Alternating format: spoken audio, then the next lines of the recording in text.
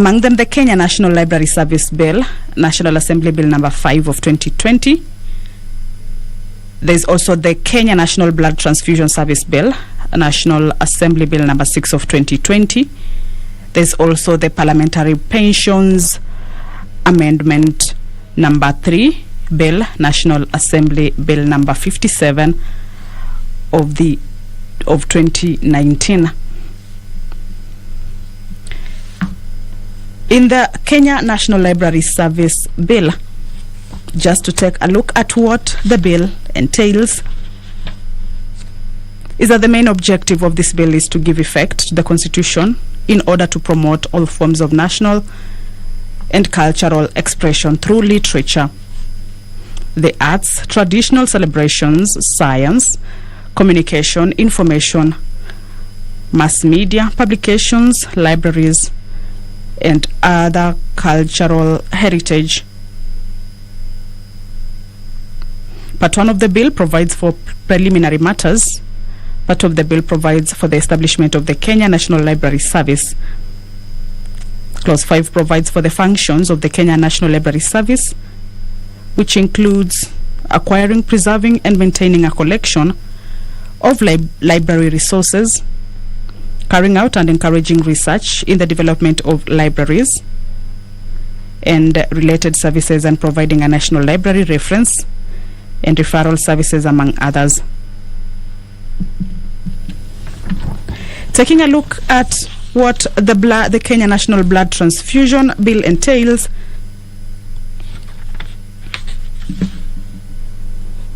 is that the principal object of the bill is to provide for the regulation of the activities relating to blood donation, testing, processing, safeguarding, transfusion, and quality control. Part 1 of the bill provides for the preliminary provisions, including the short title, the definition of terms as used in the bill, as well as the objects of the bill, which is to establish the Kenya National Blood Transfusion Service. Part 2 of the bill provides for the establishment, functions, and powers of the Kenya National Blood Transfusion Service. This part established the service as a body corporate and also provides for the composition of the board of the service.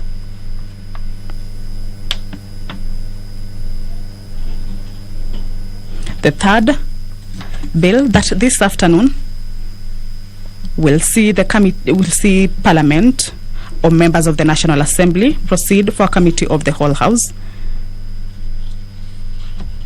is the Parliamentary Pensions Bill, which will also be considered in the committee of the whole House this afternoon. The principal object of this bill is to amend the Parliamentary Pensions Act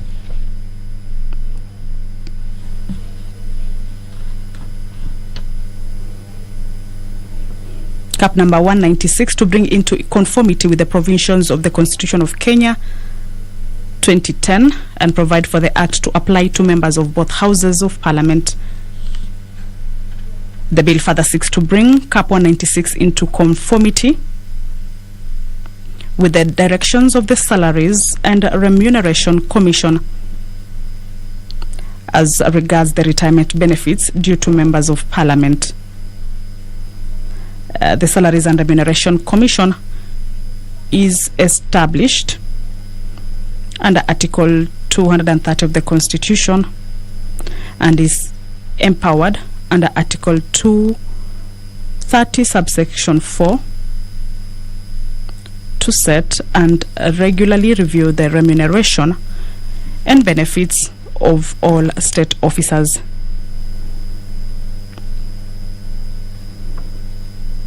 Clause 1 of the bill is the short title, then Clause 2 of the bill seeks to amend Section 2 of the Act to conform to Constitution that provides for Parliament, which consists of the National Assembly and the Senate.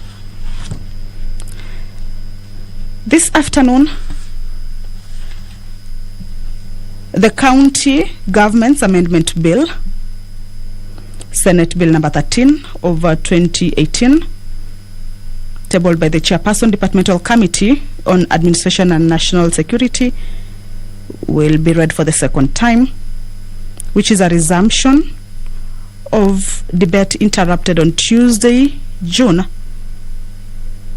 29th, 2021 in the afternoon sitting. The Waqf Bill, National Assembly Bill number 773 of 2019, will also be read for the second time. Well, at the entrance of the National Assembly chambers, the Speaker of the National Assembly, Honorable Justin Muturi, has stepped into the chambers to lead this afternoon session. I will hand you over to the live broadcast of this session.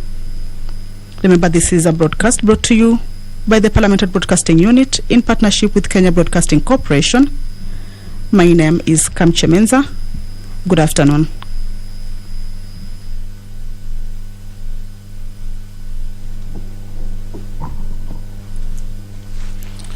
Na tuombe. Ewe Mwenyezi Mungu, ambaye kwa hekima na wema wako umeteua nyadhifa za viongozi na mabunge kwa ustawi wa jamii na utawala wa haki wa wanadamu, twakusihi ututazame kwa neema nyingi sisi watumishi wako ambao umerithika kutuita ili tutekeleze shughuli muhimu za jamhuri yetu. Twakuomba ututeremshie baraka zako sisi tuliokutanika hapa, na tujalie tuyatende na kuyafikiria mambo yote yatakayofikishwa mbele yetu kwa njia ya haki na uaminifu, ili utukufu na sifa zako ziendelezwe, na ili kustawisha amani, ufanisi na heri ya nchi yetu na wale ambao haja zao umezikabidhi mikononi mwetu. Amina.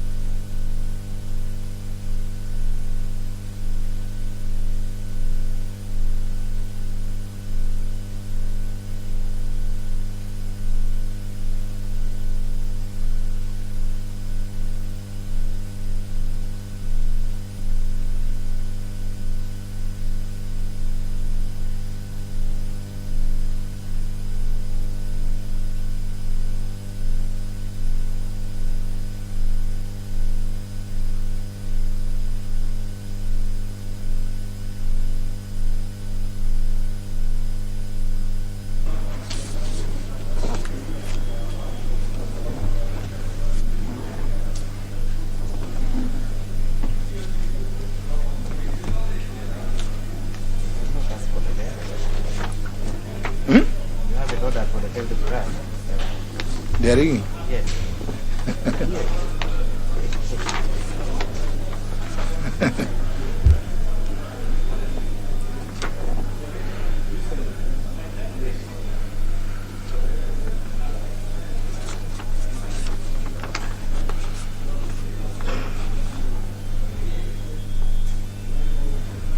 Natosha. The numbers? Very well. Can commence.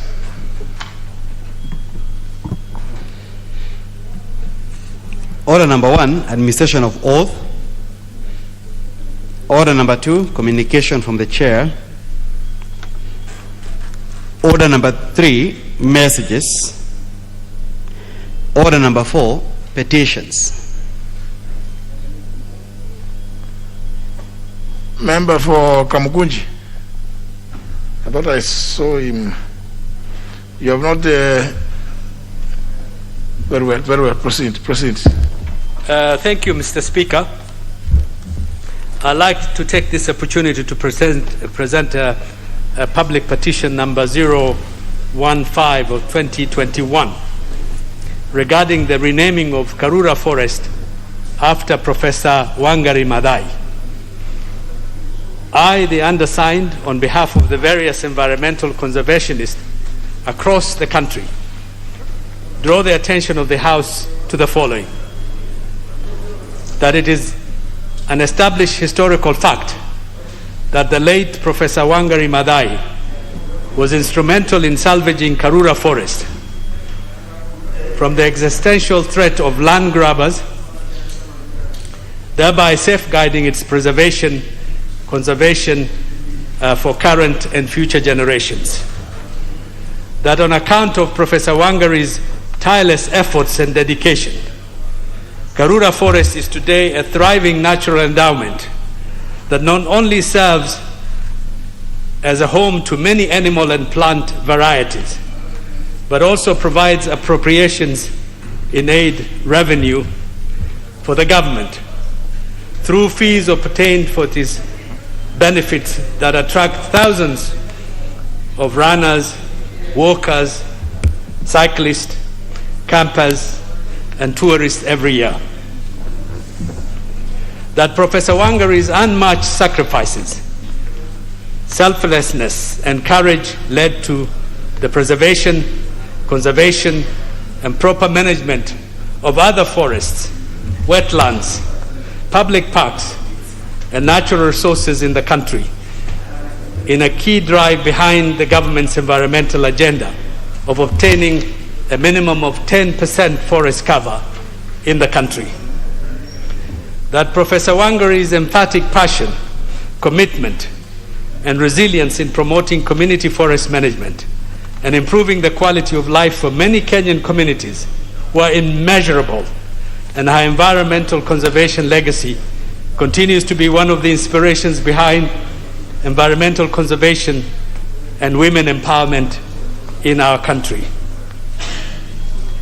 That Professor Wangari was a leader of many firsts. As a matter of fact, she was an extraordinary woman, a global icon, and an environmentalist, international environmentalist.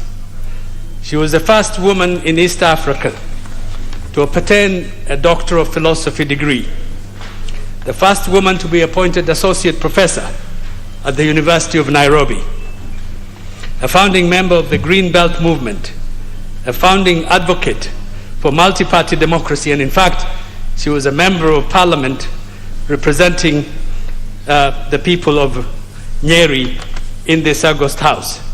And she is also the winner of many other awards, including the Right Livelihood Award, Better World Society Award, the Global 500 Roll of Honor, the Goldman Environmental Prize for Leadership, the Edinburgh Medal, Jane Addams Leadership Award, the Golden Arc Award, the Indira Gandhi Prize, among others.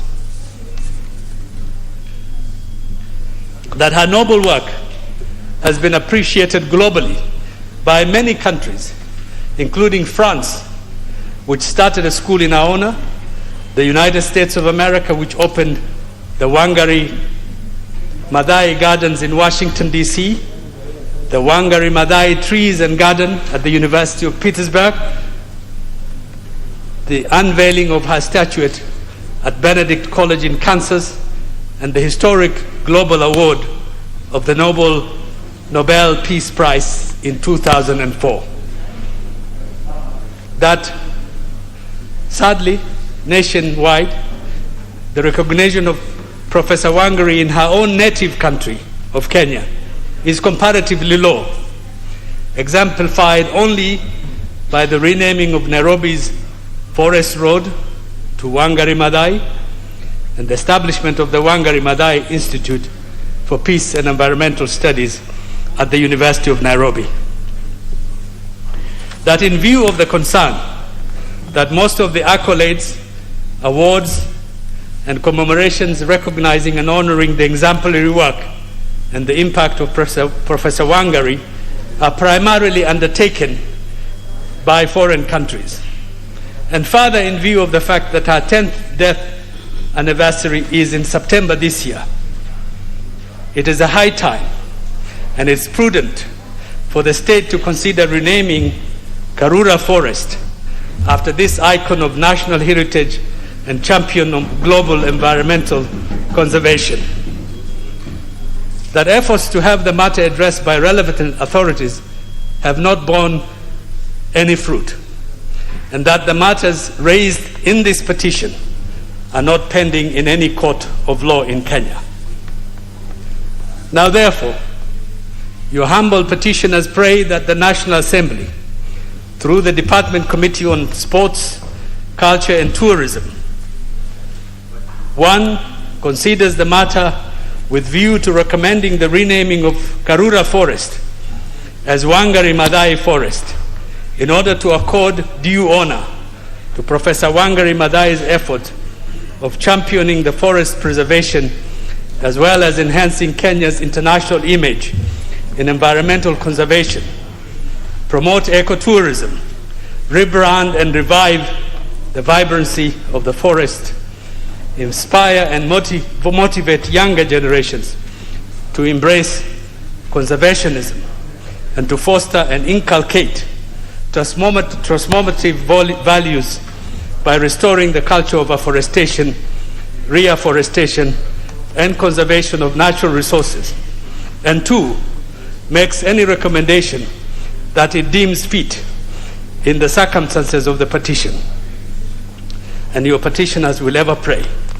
Presented by me, the MP for Kamkunji constituency, on this afternoon in this August House. Thank you, Mr. Speaker. We'll accommodate a few comments and clarification. Honorable Wamalwa. Thank you, Mr. Speaker. Mr. Speaker, I rise to comment on the petition by the Honorable Member for Kamkunji. Mr. Speaker, the late Professor Wangari Maathai, she was a wonderful lady, Mr. Speaker. She's the first African woman, Mr. Speaker, to win a Nobel Prize. She put her efforts, her life on line for sustainable environment, Mr. Speaker. Mr. Speaker, I remember her words of the hummingbird. And she said this, Mr. Speaker, that we must be like a hummingbird, whereby the little things we can be able to do to sustain the environment. We should not see just the fire. This hummingbird use its beak to pick little water to put off the fire. And she used to say that the environment will never forgive you if you don't take care to conserve the environment, Mr. Speaker. And in line with the Heroes Act, Mr. Speaker, whereby we should rename that forest in remembrance of this hero, Professor Wangari Maathai. I want to thank the honorable member. In this country, Mr. Speaker, we are very forgetful of our heroes. And Professor Wangari Maathai, on matters of environment, Mr. Speaker, she leads as others follow. And we call upon the honorable members and the relevant committee in charge, I think the Committee on Environment, to move with speed, with recommendations, Mr. Speaker, so that we can be able to rename that forest for Wangari Maathai. We don't want it to look like in Kileshwa, where a road was named by a trade unionist. Atwoli, who has done so much in this country, Mr. Speaker, and some crooks go in the night to demolish. It is good, we must recognize the heroes. Atwoli, when it comes to the trade union matters of trade, he has also done his bit, Mr. Speaker. And indeed, it's important that we must respect heroes and let the committee move with speed so that we can rename Karura Forest in memory of Professor Wangari Maathai. I thank you, Mr. Speaker. Honorable Sankok. Thank you very much, Honorable Speaker, for giving me this opportunity. Also to congratulate Honorable from Kamkunji for bringing such a very important petition. Honorable Speaker, Professor Wangari Maathai was the first African woman to win the Nobel Prize. Honorable Speaker, and she won that Nobel Prize through tears mixed with blood. Because I remember when I was in the University of Nairobi, she single-handedly rescued and saved Karura Forest. We were students by then of University of Nairobi. We were with her. Some of our students were even killed when we were saving Karura Forest. Honorable Speaker, she was the first Kenyan woman to become a professor, Honorable Speaker. And you know, Honorable Speaker, a professor will never retire. And if they retire, professor don't tire. And if they tire, a professor will not die. And if the professor die, he will not rot. And if the professor rot, he will not smell. And if he smell, he will smell rose flower. Honorable Speaker, we really need to honor some of these heroes, Honorable Speaker. And it is high time that we honor her, not only by renaming Karura Forest as Professor Wangari Maathai Karura Forest, but even a national school, Honorable Speaker, or one of these stadiums that we are building, Honorable Speaker, so that the whole world can be remembering. Because in a forest, there is literally very little that we can do. It will only be accessible to Kenyans. But if we have an international stadium where we can have Olympics, where we can have international football, Honorable Speaker, the whole world will be seeing that we have honored a professor, Honorable Speaker, who was a very great environmentalist, Honorable Speaker. It is only today that I have changed my colors, Honorable Speaker. I normally wear green. Why? Because it is a sign of conservation, that we need to conserve our forest. We need to make our country green. So, Honorable Speaker, I do support, Honorable Speaker. No, I normally put on green. It is only today that I change to yellow. Now you are starting. Thank you very much, Honorable Speaker. An argument. Yes, thank you. Thank you for giving me that opportunity. You are a presidential candidate. I really, I know most members will be on your camp, Honorable Speaker. Thank you, Honorable Speaker. Thank you very much, Honorable Speaker. Now you are speaking a language that is alien to the House. Honorable Professor Oduor. Thank you, Honorable Speaker. Honorable Speaker, I would want to also commend and agree with the petition that has been brought forward by the MP. Honorable Speaker, leadership, as is clearly reflected, is what we need when there are challenges and when we need to have solutions. And Honorable Speaker, I remember Honorable Wangari Maathai as a leader. I know, Honorable Speaker, that members have alluded to what it is that she did in terms of being a woman, the first woman professor, first woman who did one thing or the other. But I remember Honorable Wangari Maathai, Honorable Speaker, and this is why I support indeed that we should name Karura Forest after her. She clearly helped us as Kenyans to understand that leadership is gender neutral. Honorable Wangari Maathai told us that when we want to look for the kind of person that we would need to put in leadership, we want to see their vision, we want to see their thoughts, we want to see their courage, we want to see their boldness, and indeed we want to see that they are servants of the people. Honorable Speaker, Wangari Maathai told us that leadership really is from the shoulder upwards. It rests in somebody's conviction and truly is a question of their heart. For this reason, Honorable Speaker, I think that it is extremely befitting that we would, by naming Karura Forest after Wangari Maathai, make sure that it is permanently etched and that generations to come will not only be looking to see that they want to have women who will be professors or leaders, but they will really seek to ensure that we do not bar or stop anyone from making a difference on account of the agenda. I support Honorable Speaker, and I think it is a timely and indeed commendable request. Thank you, Honorable Speaker. Member for Emuhaya. Thank you, Honorable Speaker. And thank you, the Honorable for Kamukunji, for presenting that particular petition. That, Honorable Speaker, this was a great woman. That even her death is not only a memento mori to ourselves, given the energy we saw of her when she worked that particular time, Honorable Speaker, our student, and how we saw her works and her fight. But also she remains as a memento vivere, because it shows us during our times of energy and capability, we need to work. And she worked for conservation of the environment and the forests. I vividly remember her for the fight to save the now President Uhuru Park and the extent she went to after the fight for Karura Forest. And therefore, Honorable Speaker, I stand with the petition support that the relevant committee goes ahead to award recognition to her by naming Karura, and possibly just add Karura Prof. Wangare Forest. Because when you talk about Karura, you talk about Wangare. And when you talk about Wangare, you talk about Karura. Thank you, Honorable Speaker. Member for Endebess. Thank you, Honorable Speaker, for allowing me to contribute to this petition by Honorable Hassan, member for Kamukunji. On the onset, I want to support this petition. It is timely, Honorable Speaker, considering that what achievements the late Honorable Wangari Muta Matai was able to achieve. Honorable Speaker, as the committee looks into this petition, I think it is important that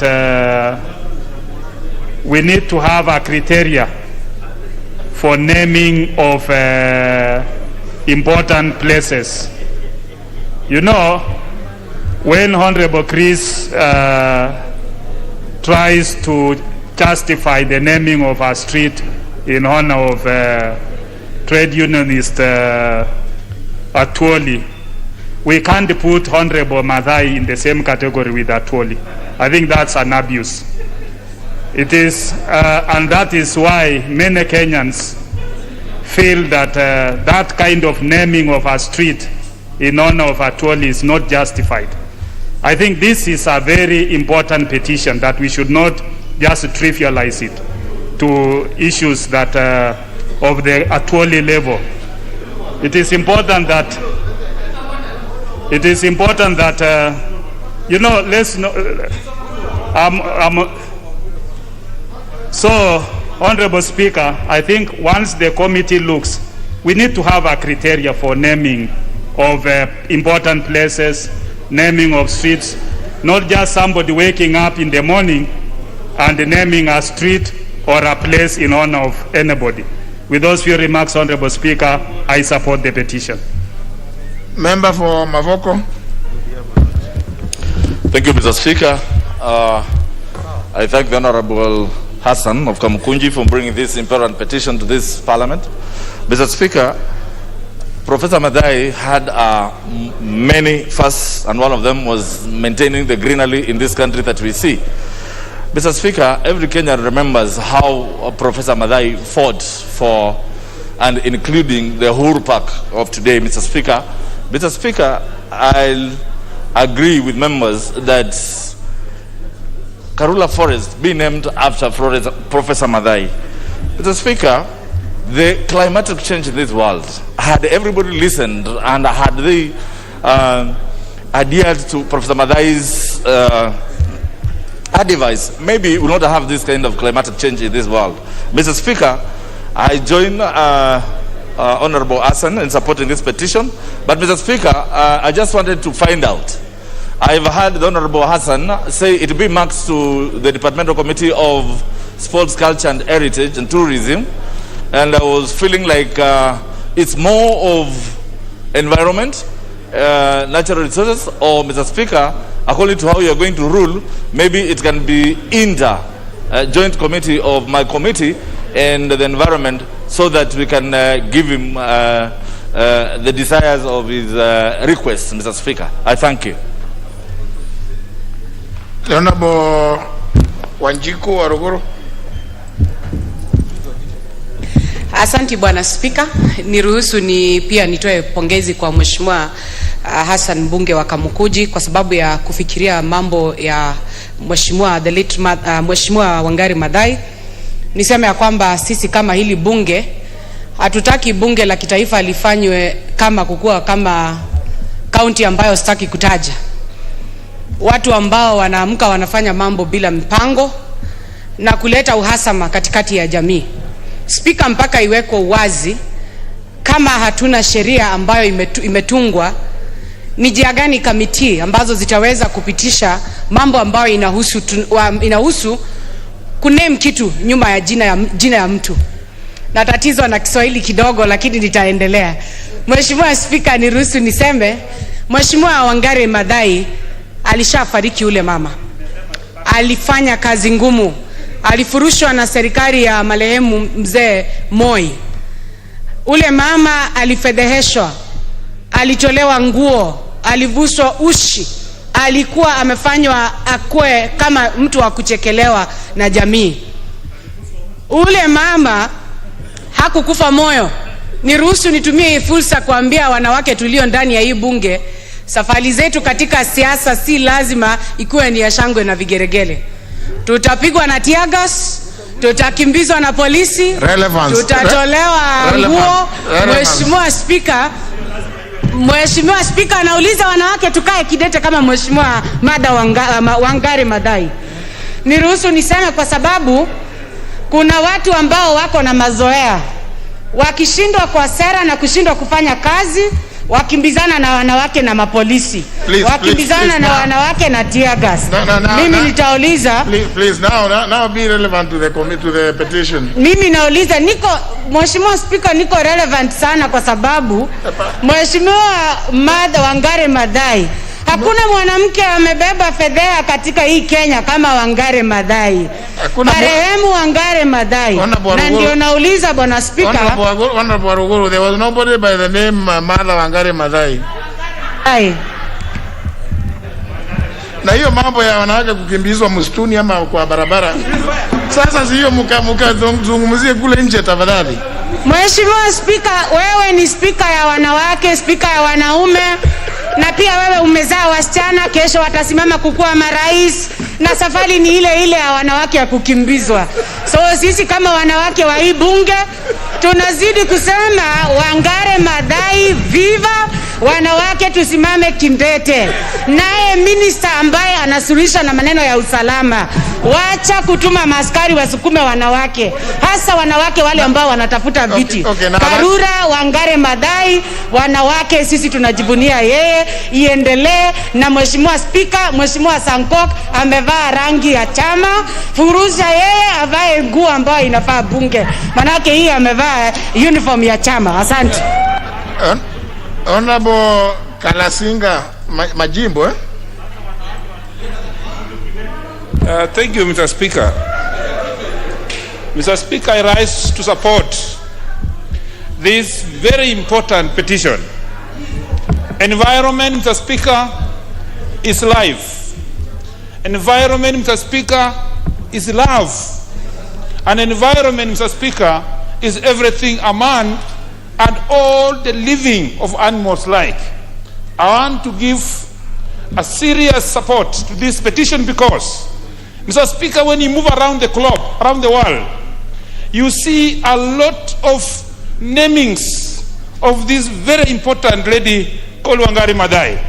And when they come to this country, Mr. Speaker, they should also come and find serious names, serious areas where they can visit and enjoy, calling it Wangari Maathai. I also want to believe, Mr. Speaker, that when we name a person, let's take it also very serious. That sometimes we try as much as possible to name a person when he's still alive, Mr. Speaker.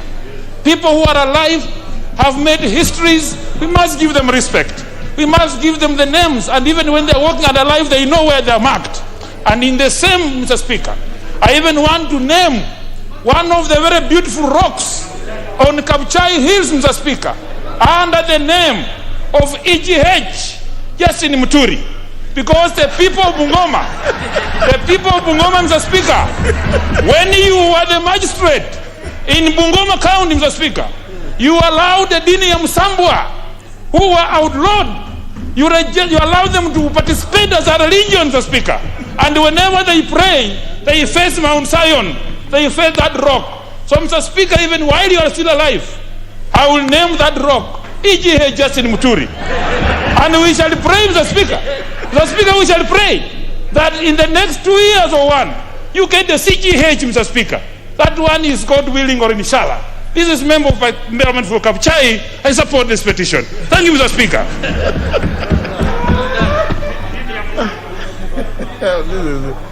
Member for Igembe Central. Thank you, Mr. Speaker, for giving this opportunity to comment on the petition by the honourable member for Kamukunji. Mr. Speaker, it's good to honor our leaders posthumously and even when they are alive, Mr. Speaker. And Mr. Speaker, there's no any other way befitting to honor somebody who has done exemplary work, especially in environmental conservation in this country, like Honorable Professor Wangari Maathai. Mr. Speaker, we have got so many roads here in Kenya which are named by people even we don't know, even foreigners, and we don't know what they did to us. A president comes and visits us for some few hours, he is given a route. Another one just comments good about Kenya, is given a route. But we have got our heroes here who we don't recognize, Mr. Speaker. Therefore, I really support the petition to the level that Wangari Maathai deserves to be, the forest should be named after her, and even other big structures or places like the park she saved when they wanted to build houses there, Mr. Speaker. Therefore, I support the petition, and more so, we need to have even monuments depicting good works which she did, and even other parts of this country where she helped in conserving the environment. They should take cue likewise even in our counties. As a member of the committee which will be tasked to look into this one, I will be the forefront to support it and come with a resolution that we should have the forest named after this great lady. I thank you, Mr. Speaker. Now, so for avoidance of doubt, so that even as you comment about this, you comment with this knowledge, the responsibility for naming and management of forests and registration is vested or is to be found in the Kenya Forest Service Act. And for purposes of our standing orders, the relevant committee that should then be involved in that is the Committee on Environment and Natural Resources.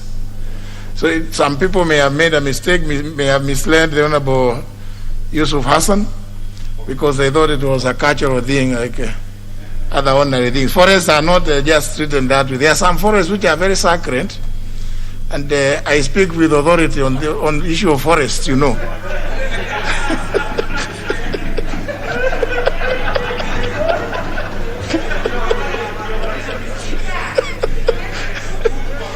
Honorable Kilonzo. Thank you, Mr. Speaker. Mr. Speaker, the opportunity to serve in the 9th Parliament with Professor Wangari Maathai. Professor Wangari Maathai, Mr. Speaker, if you look at the CV, she had over 24 international awards. In her CV, Mr. Speaker, she had 5 honorary degrees. Again, professional affiliations, she had about 10 of them. Mr. Speaker, academic appointments at one time in 1976, she was the chair, Department of Veterinary Anatomy, University of Nairobi. Among others, Mr. Speaker, academic qualifications. On personal achievements, Mr. Speaker, she was also a director of Red Cross. She was a founder and coordinator of the Green Belt movement. Among others, and not to forget, member of Parliament for Tetu constituency in the 9th Parliament, Mr. Speaker. 3 things, Mr. Speaker, this lady did which Kenyans do not forget. If you recall, in 1989, the party, Baba na Mama Kanu, decided to put a 60-story building in Uhuru Park, which one politician then, when he was asked why they should put a building there, he said people will be admiring the building. And he was told the only time people admire a building is when there's a fire. This lady, Mr. Speaker, stood against Kano government during that hard time, and the Kano government never saw the day of the light. That building was never put up, and Uhuru Park was saved. Mr. Speaker, at the height of grabbing of land, she stood very firm, not only on Karura Forest, Mr. Speaker. There's also a city park next to, on Parklands. She was very firm, and because of her, Karura Forest was saved. But most important, Mr. Speaker, during the height of multi-party politics, we had very many Kenyans who were detained. She led a protest at Uhuru Park, which led to the release of political prisoners, Mr. Speaker. Mr. Speaker, if there is somebody who has a right something to be named after that person, Mr. Speaker, it is none other than Professor Wangari Maathai. So I support the Honorable Member of Kamkunji in this petition, and look forward, Mr. Speaker, to seeing Karura Forest named Karura Forest Professor Wangari Maathai, or something like that, Mr. Speaker. And for those that are members of APNAC, to also know, Honorable Kilonzo, that the late Professor Wangari Maathai was an extremely active member of APNAC. Honorable Muturi Kigano. Thank you, Mr. Speaker. I would like to speak about late professor from personal knowledge. I represented her, the privilege of representing her when she was attacked in Karura Forest and then charged with incitement and all type of offenses. Mr. Speaker, Wangari Maathai saved Uhuru Park when Kanu went to encroach. Saved Uhuru Park when Kanu wanted to invade the park and put up a monument, Kanu headquarters. She also represented herself and camped in All Saints Cathedral, which led to the release of Cohesion and others. Wangari Maathai is an icon to be recognized in this country. In effect, we are late in giving her this type of iconic recognition, and this is long overdue. Mr. Speaker, she is a first in many spheres, in leadership and human rights. It is my submission that renaming this forest in her memory will be a reclaim to our loss and glory in history.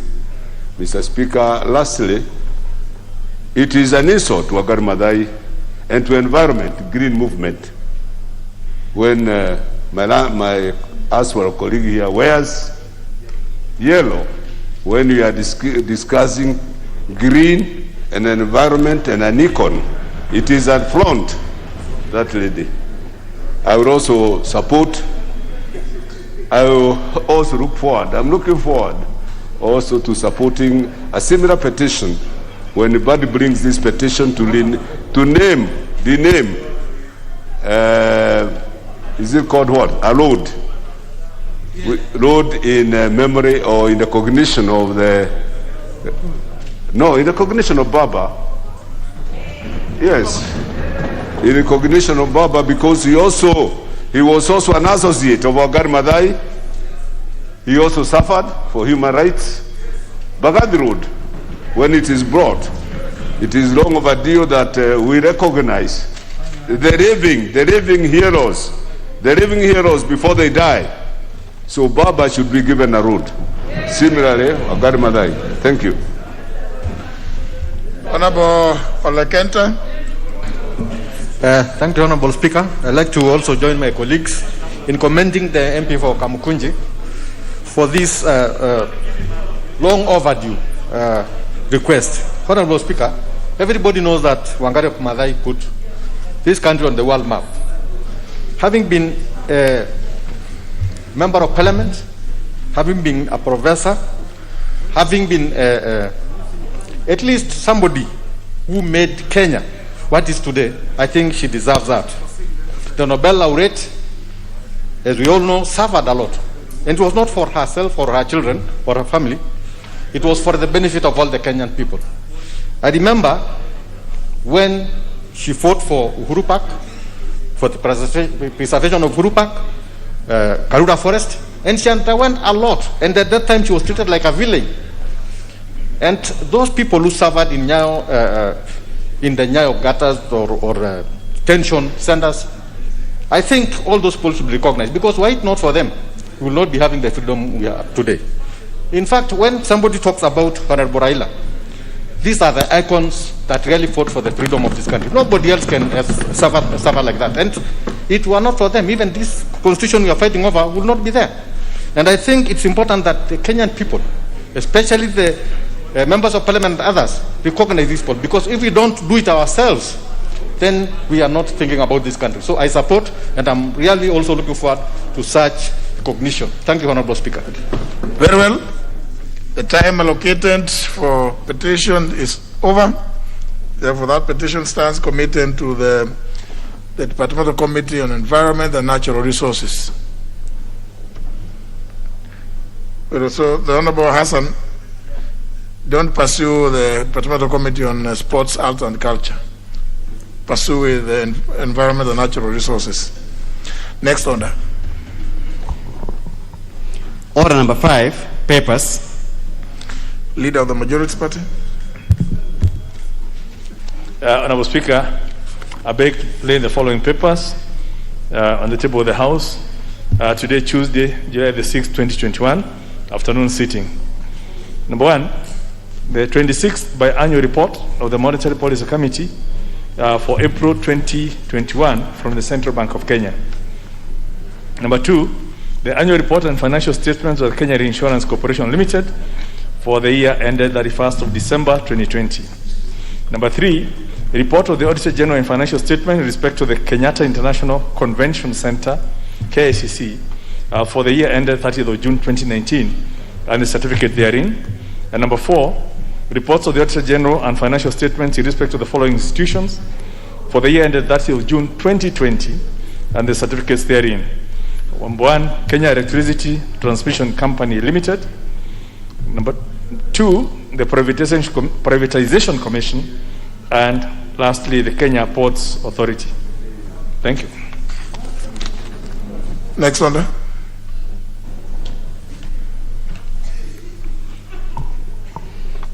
Order number 6, notices of motion. Leader of Majority. Honorable Speaker, I beg to give notice of the following motion. That pursuant to the provisions of Standing Order number 28.4, this House resolves to alter its calendar for the 5th session, regular sessions, as adopted on Wednesday, February the 10th, 2021, and amended on Tuesday, June the 8th, 2021, by varying the period for the short recess with respect to the second part of the session, so that A, the short recess commences on Friday, 9th of July 2021, and ends on Monday, 2nd of August 2021, and B, the House resumes regular sittings on Tuesday, 3rd of August 2021, to continue with the second part of the session. Thank you, Honorable Speaker. Very well. Next order. Order number 7, questions and statements. The first segment, questions, and the first question is by the member for Tharaka Nithi County, Honorable Beatrice Nyaga.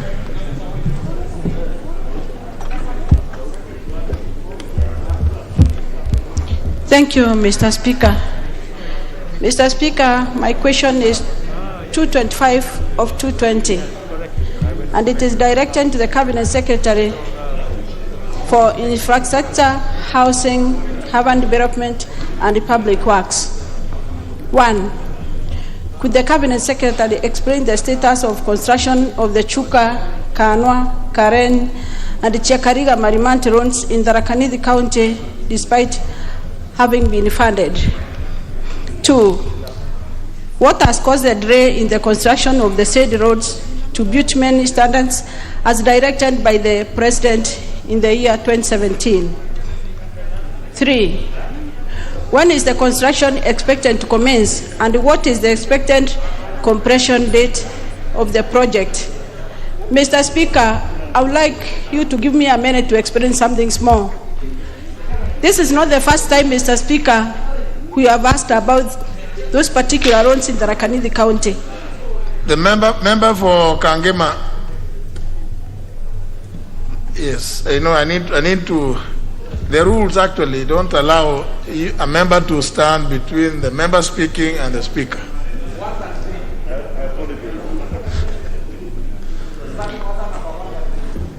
Thank you, Mr. Speaker. Yeah, proceed. Mr. Speaker, I was saying that this is not the first time for me to ask this particular question.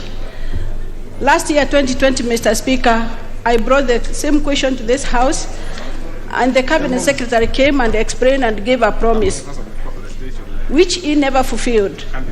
Mr. Speaker, if I can remember, in the year 2016, the former Member of Parliament for Chuka Igambangombe, Honorable Mudhomi Njoki, who is the governor for the Tharaka County, brought the same question to this House. In the year 2018, Honorable Patrick Munene, who is the MP for Chuka Igambangombe, Mr. Speaker, asked the same question. The ministry have been giving us promises, Mr. Speaker, that have not been fulfilled. So I request the committee, Mr. Speaker, to tell the ministry that the people of the Tharaka County have been waiting for these particular roads to be constructed, but it has not been possible for all those years. So, Mr. Speaker, we need a promise that can be fulfilled, that our roads are going to be made, they are going to be constructed, and on time. Thank you, Mr. Speaker.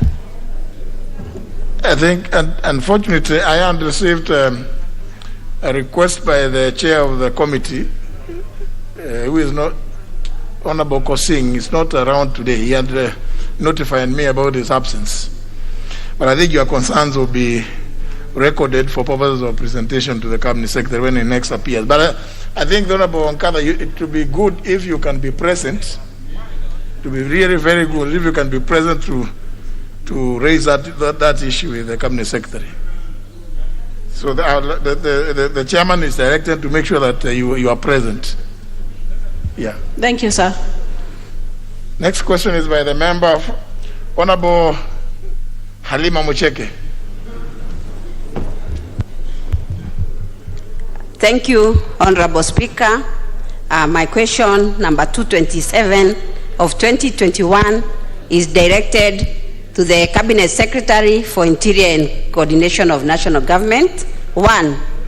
Could the Cabinet Secretary explain the status of investigations into the disappearance of one Dennis Kinoti of ID number 23-700-320, a resident of Meru Town, who went missing on 14th February 2021, and a report of missing person made at the Meru Police Station via the occurrence book number OB 98-15-02 of 2021.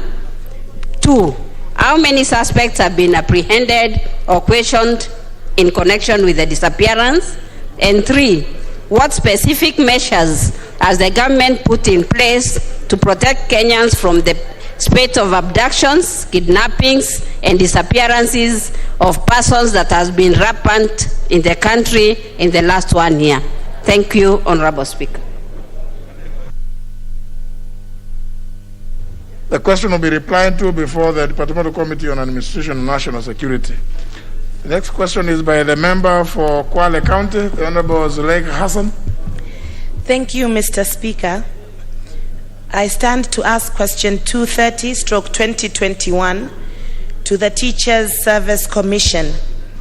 1. Could the Commission explain the progress made in employing Islamic religious education or Arid teachers in public schools across the country? 2. What measures has the Commission put in place to ensure that the shortage being experienced with regard to Arid teachers is addressed soonest? 3. Could the Commission provide a list of all Arid and Christian religious education CRE teachers and their placements to schools across the country? Thank you. Very well, Honorable Suleika, that's for a written reply. Therefore, the Teacher Service Commission is directed to provide you with a written reply within the next 7 days. They should be able to provide that. The next is by the member for Subukia, the Honorable Samuel Gashobe. Thank you, Mr. Speaker, sir.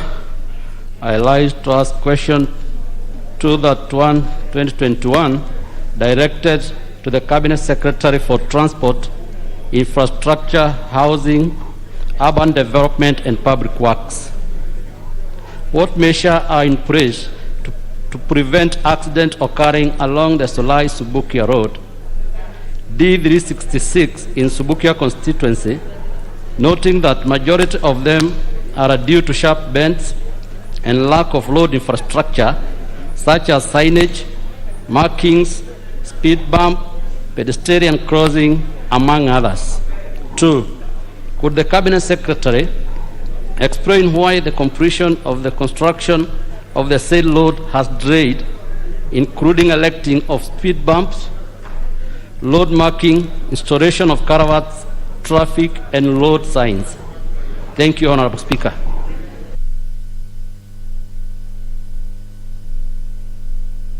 A question will be replied to before the Departmental Committee on Transport, Public Works and Housing. The next and last question is by the member for Meru County, the Honorable Kawira Mwangaza.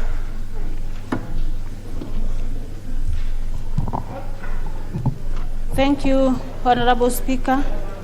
My question 2.3 of 2021 is directed to the Cabinet Secretary for Labor and Social Protection. 1. What steps is the Ministry taking to ensure that there are gainful and equal employment opportunities for persons living with disabilities? 2. Could the Cabinet Secretary also provide information from the National Employment Authority on the status of the database on employment opportunities across the country for people living with disabilities, considering that they are in their need of sources of livelihood, especially those from Meru County? 3. Would the Cabinet Secretary provide a list of all registered PWDs in Meru County, showing the nature and the category of each disability? 4. What actions has the Ministry undertaken to ensure that regular and periodical updating of the register is carried out for all PWDs across the country, particularly in Meru County, so that they may benefit from the various programs and facilitations meant to empower and assist and facilitate them in regard to their livelihoods during the COVID-19 pandemic? 5. Would the Ministry consider providing free assistive equipment and devices to all people living with disabilities across the country, and particularly in Meru County, so that they may live fulfilled lives? Thank you, Honorable Speaker.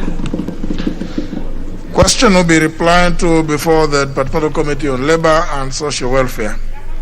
We move to the next segment of that order, which is responses. And there is a response to be given by the Chairman, Departmental Committee on Administration and National Security, to a request by the Honorable Colonel Retired Geoffrey Kingangi. Thank you, Honorable Speaker. Honorable Speaker, this is the response to a statement sought by the member from Mbeere South, the Honorable Retired Colonel Geoffrey Kingangi, on the issue of brutal evictions of residents of Dunguni in McKenna ward of Mbeere South constituency.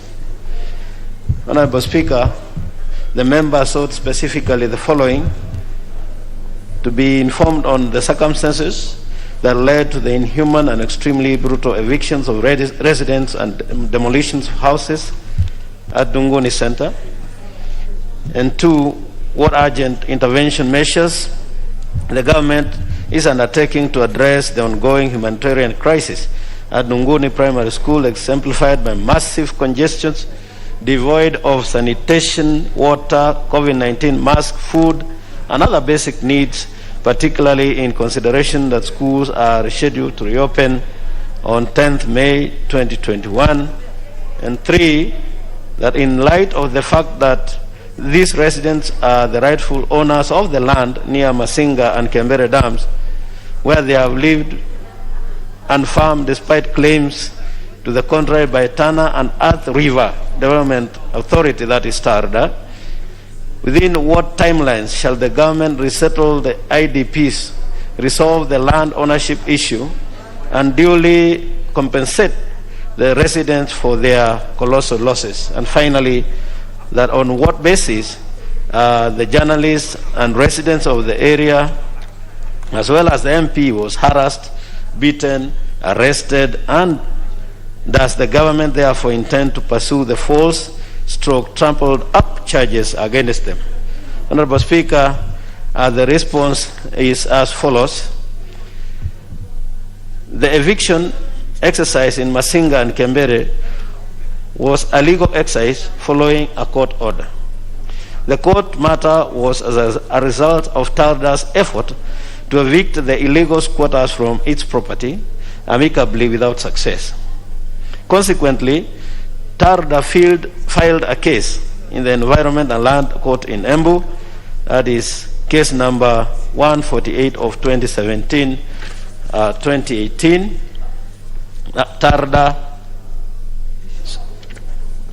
TARDA versus Joseph Muli and others. The ruling was delivered on 12th March 2022 in favor of TARDA. The ruling was delivered on 12th March 2020. I beg your pardon, Honorable Speaker, in favor of TARDA, where the court ordered for the restoration of beacons to safeguard the buffer zone of the 2 dams.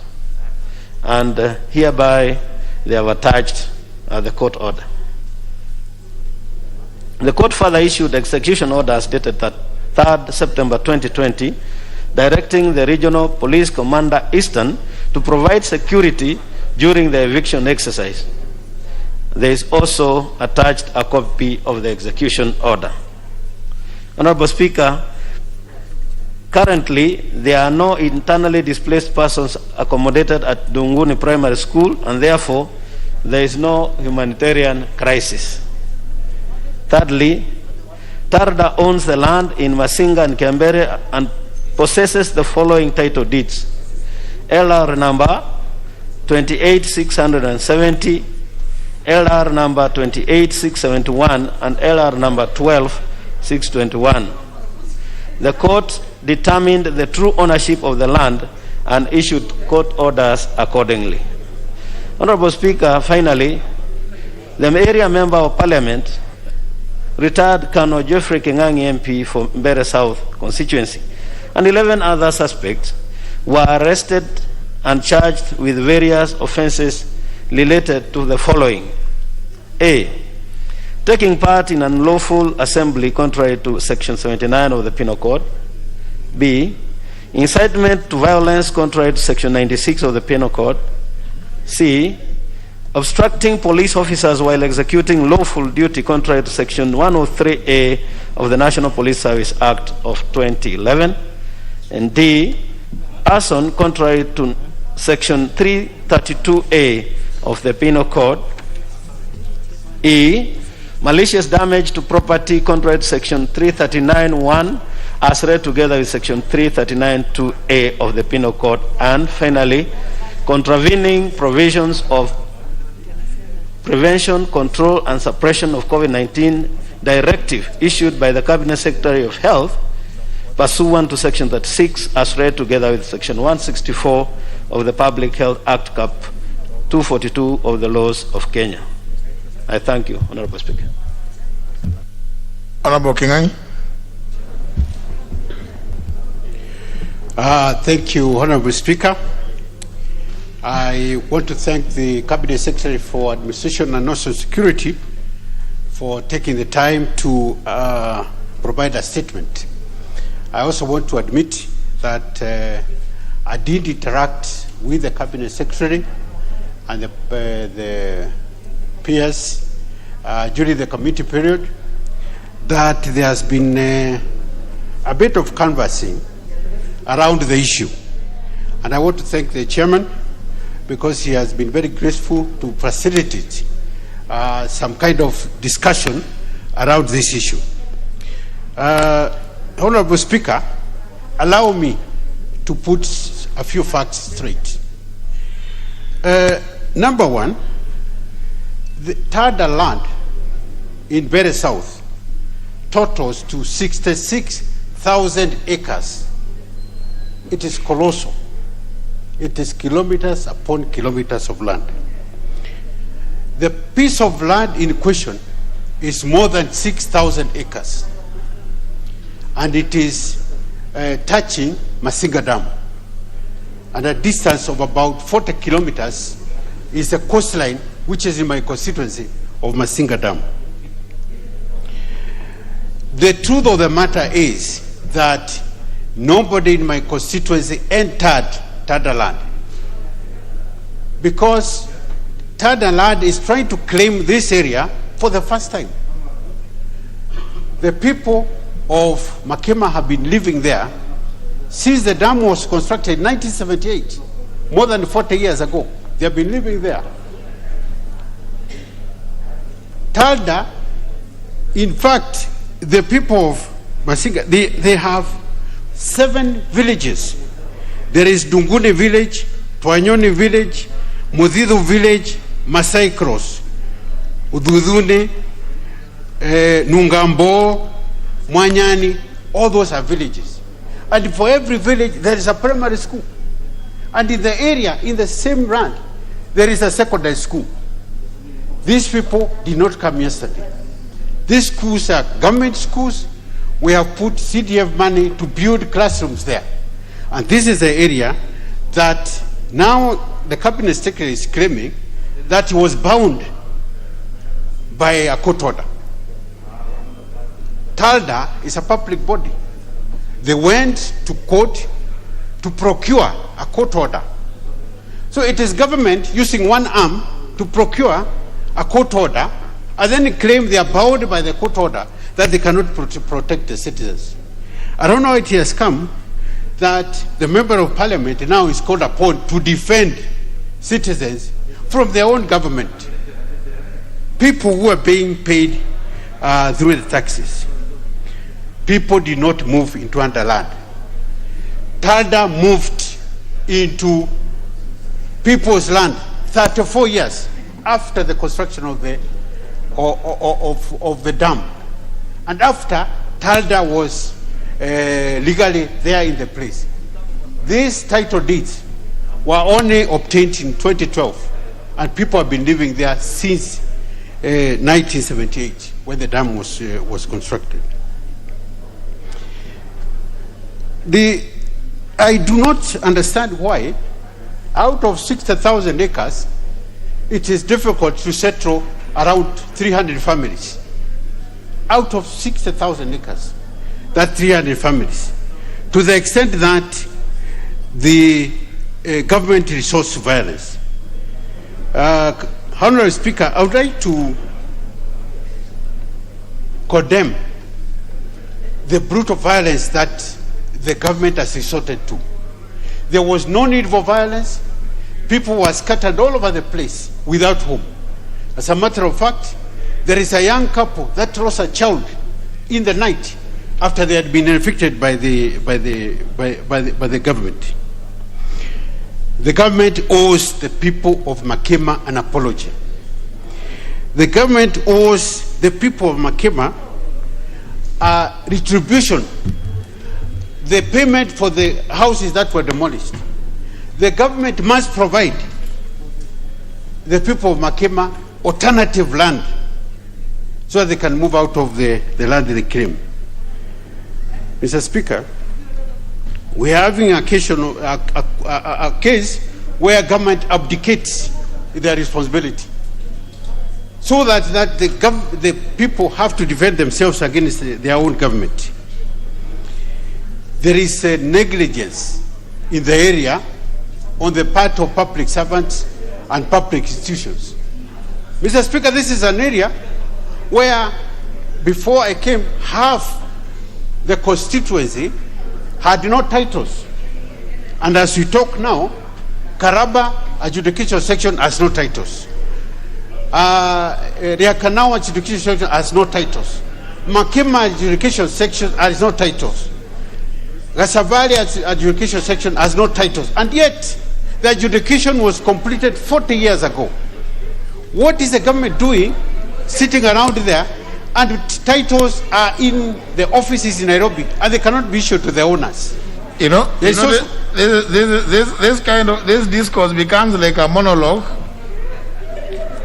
On occasion, when even it was a play, we would call it a form of soliloquy, because now you are speaking on behalf of your constituents. But now I'm wondering, the Honorable Mwadi, he can hear and I'm sure he is getting entertained, but he is unlikely to give you an answer to that.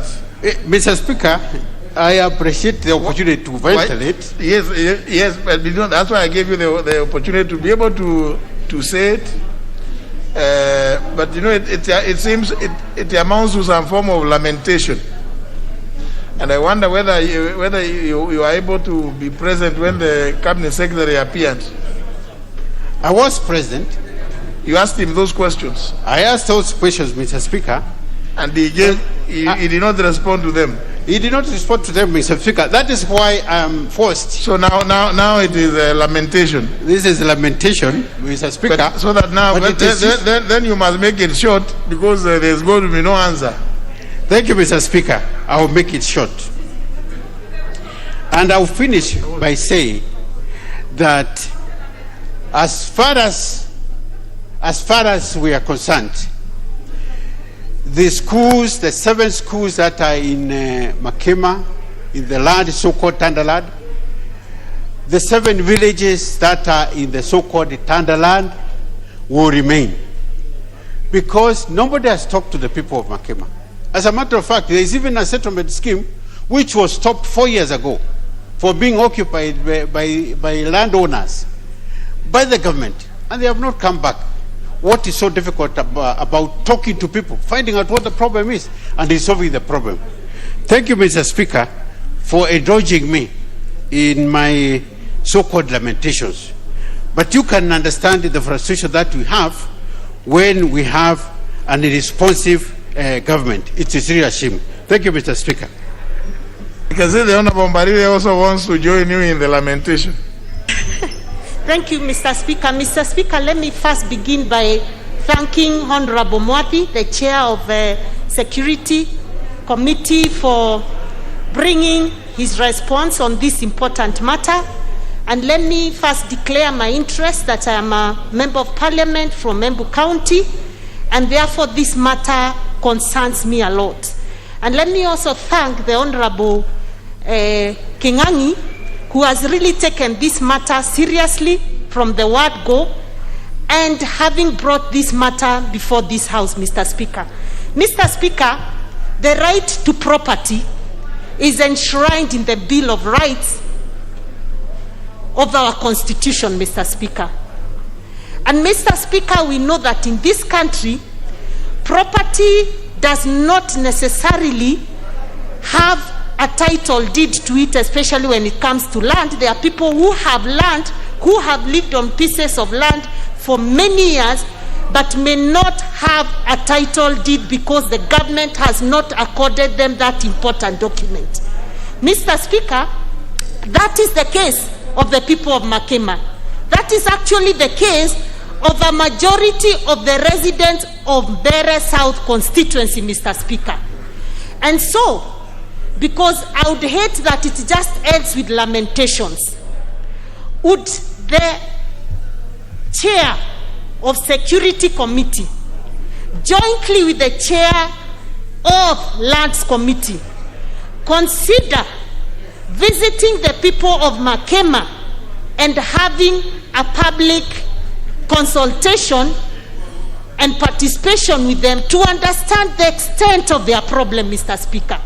Number 2, can the chair of Security Committee undertake to push for compensation of the affected individuals who are evicted by this government from their land, property destroyed, and right now are living in absolute poverty because of that disruption, Mr. Speaker? Mr. Speaker, I end there. Thank you. Now, we will hear not a lamentation. We will hear from a former CEO of Tarda, the Honorable Kevin Wanyonyi. Mr. Speaker, thank you for the opportunity and for the information of the two members here. I was the CEO for Tarita some times back, and I want to confirm that the mandate of Tarita is to be able to assist the communities around for their livelihood. I'm very surprised, Mr. Speaker, that they have gone to the extent of destroying the properties of the people around the setup of the Tarita offices, which from Masinga Dam going to Kembere, which I think was part and parcel of the development.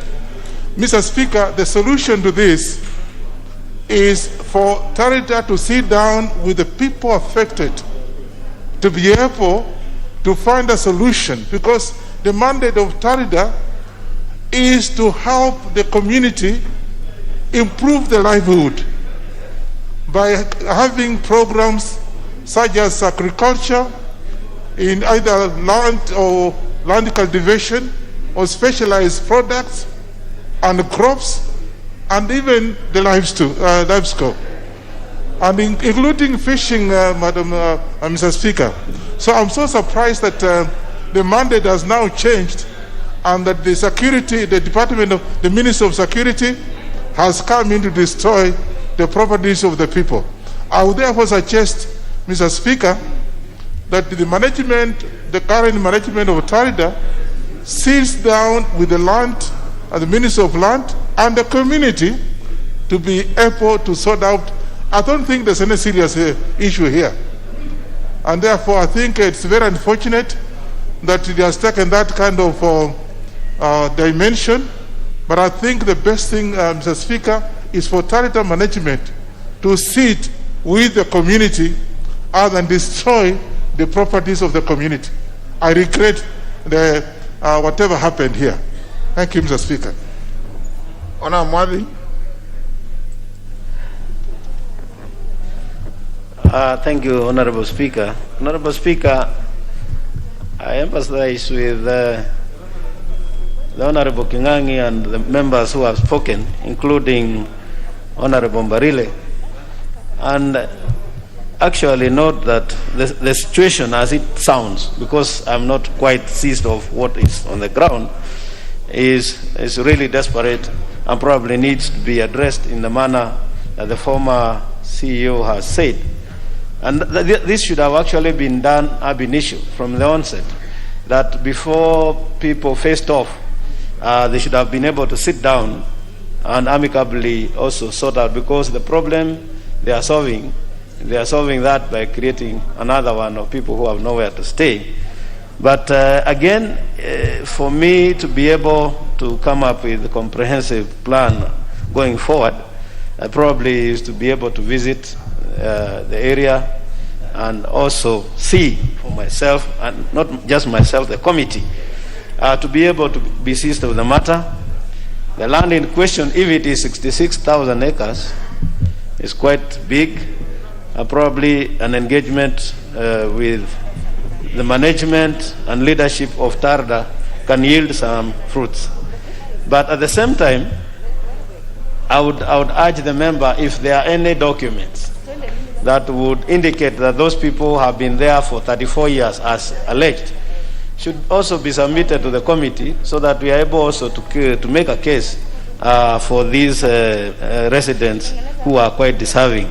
Otherwise, it went the wrong way, probably for me, that they were not able to sort it out amicably, and they had to resort to going to court. When I hear that there are 4 schools that are going to be left without students, then it should worry every Kenyan that we should have schools where public funds has been spent and the schools are going to be left empty because the entire crowd has been pushed out. So I will wait also seek for your direction that whether we are going to undertake this exercise jointly with the Committee on Lands.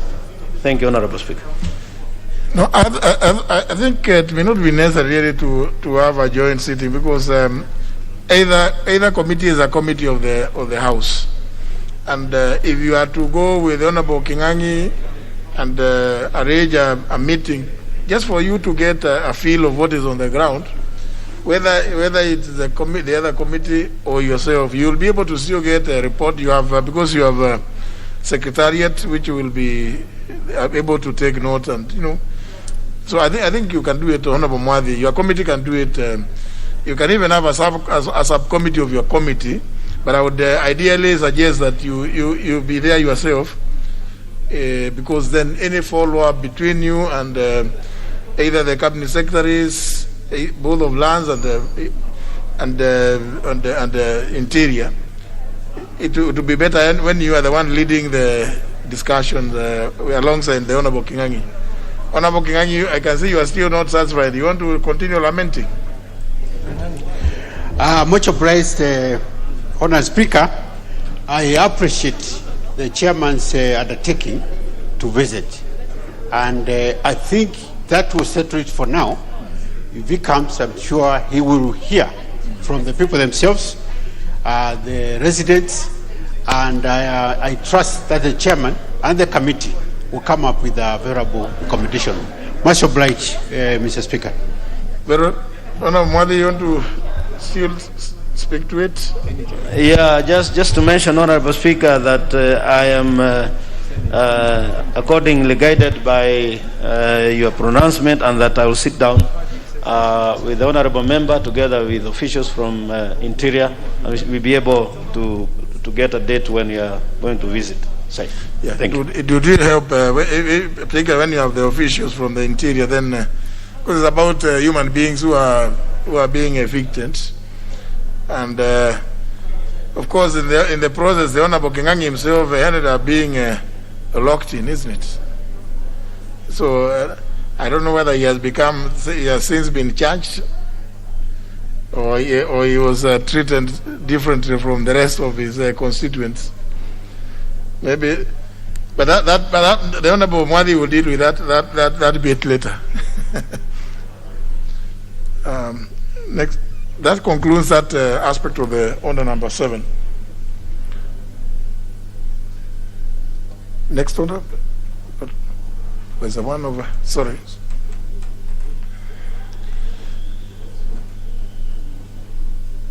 This member for where? This is on the majority whip. Member for Ndiwa. The member for Ndiwa.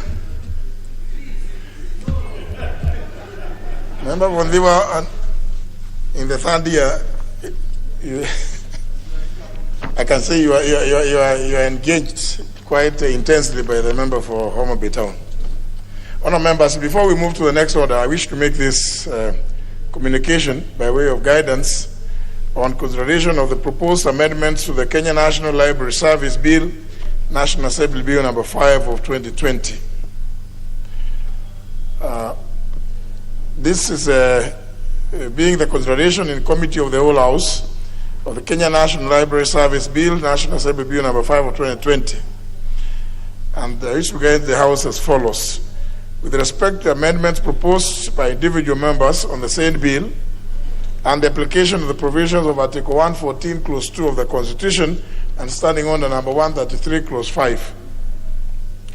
Honourable members, as you are aware, Article 114, Clause 2 of the Constitution provides that, and I quote, if, in the opinion of the Speaker, a motion makes provisions for a matter listed in the definition of a money bill, the National Assembly may proceed only in accordance with the recommendation of the relevant committee after taking into account the views of the Cabinet Secretary responsible for finance. Close the quotes. Further, Article 114, Clause 3 defines what a money bill is, and it says it is any bill that contains provisions dealing with, inter alia, taxation, the imposition of charges on the public fund, the appropriation, receipt, custody, investment, or issue of public money, and the raising and guaranteeing of any loan or its repayment. In this regard, every bill that provides for the matters noted above ought to proceed in line with the provisions of Article 114, Clause 2, aforesaid. Additionally, standing under number 133, subsection 5, provides as follows, and I quote, no amendment shall be permitted to be moved if the amendment deals with a different subject or proposes to unreasonably or unduly expand the subject of the bill, or is not appropriate or is not in logical sequence to the subject matter of the bill. Close the quotes. Honourable members, on Wednesday, 19th of May, 2021, I did invoke the provision standing under 131 regarding harmonization of proposed amendments to the Kenya National Library Service Bill 2020 and referred the proposed amendments by the Honourable Millie Odhiambo Mabona, MP, and those by the Honourable Dr. Patrick Musimba, MP, to the Departmental Committee on Sports, Culture and Tourism for harmonization through a process commonly referred to as winnowing. The committee did consider the proposed amendments and has made observations and recommendations as follows. 1. With regards to the proposed amendments by the Honourable Millie Odhiambo, the committee notes that the Honourable Member proposes that the House amends the bill so as to introduce the following. A. New Part 2A to establish a Kenya Resource Identification Numbers Agency to administer international standards resource identification numbers for books, magazines, music, and other resources. B. New Part 2B to include a requirement for the deposit and registration of books and newspapers. This is already, of course, provided for in the Books and Newspapers Act, Cap 111. C. New clauses 35A and to 35D to import sections of the Books and Newspapers Act, Cap 111, and have the said parts incorporated into the Library Bill in a revised manner, taking into account the current Constitution of Kenya and the modern state of national and international trends. D. New Part 4A to provide for delegated powers by the Cabinet Secretary. E. New Clause 39A to repeal the Books and Newspapers Act, Cap 111. And F. Fourth schedule to provide for the conduct of business and affairs of the board of the Kenya Resource Identification Numbers Agency. Honourable members, according to the addendum to the report of the committee, which is a product of the winnowing process, the committee notes that the proposed amendments directly fall within the provisions of Article 114 of the Constitution, as well as offend the provisions of standing under 133 subsection 5, as they contain money bill aspects, and also unduly expand the subject of the bill. The committee therefore recommends that the amendments ought not to be proceeded with. I have thoroughly considered the report of the committee and I agree with them. 2, with regard to the amendments proposed by the Honorable Dr. Patrick Musimba, seeking to establish, in bracket, Presidential Library Authority, close the bracket, and open the brackets, Governors Library Authority, close the brackets, with respective boards and corresponding functions. The committee similarly observed that the amendments fall within the provisions of Article 114 of the Constitution, as well as the requirements of Standing Order 133, subsection 5, and therefore also similarly ought not to be proceeded with. I have since also considered what the Honorable Dr. Musimba is proposing, and obviously creating such boards and authorities obviously will involve expenditure of public funds, whose budget the Honorable Musimba has not stated where it will come from, and the Cabinet Secretary for National Treasury hasn't been consulted when the bill went for public participation. Honourable members, whereas I applaud the noble ideas by the two members whose implementation would have gone a long way in improving the management of the library services in the country, I must reiterate the need for due legal and procedural consideration by all members when proposing amendments. Instructively, it is noted that the amendments offend the provisions of Standing Order 133, subsection 5, which place a limitation on amendments that, in brackets, propose to unreasonably or unduly expand the subject of the bill, close the quotes. Such amendments would only be proceeded with in accordance with the provisions of Article 118 of the Constitution on public participation, which has not happened, as well as the provisions of Article 114, Clause 2 of the Constitution on the manner of considering a money bill. In this regard, honourable members, the cited amendments by the Honourable Millie Odhiambo and the Honourable Dr. Patrick Musimba will not be proceeded with. This includes Part C of the proposed amendment to Clause 2 by the Honourable Millie Odhiambo and all the amendments to Clause 2 by the Honourable Dr. Patrick Musimba. And for avoidance of doubt, honourable members, the proposed amendments for which a disclaimer under Standing Order 133, subsection 5 has been made in today's order paper will therefore not be proceeded with for the reasons I have stated.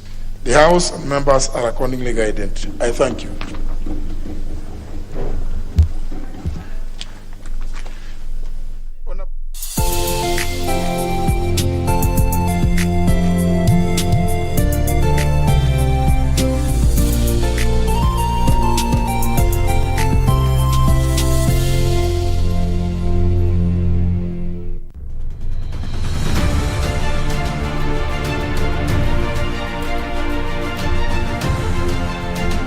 Baada ya miaka 19, kivumbi cha mashindano ya dunia ya Safari Rally kimerejea nchini Kenya kama alivyoahidi Rais Uhuru Kenyatta.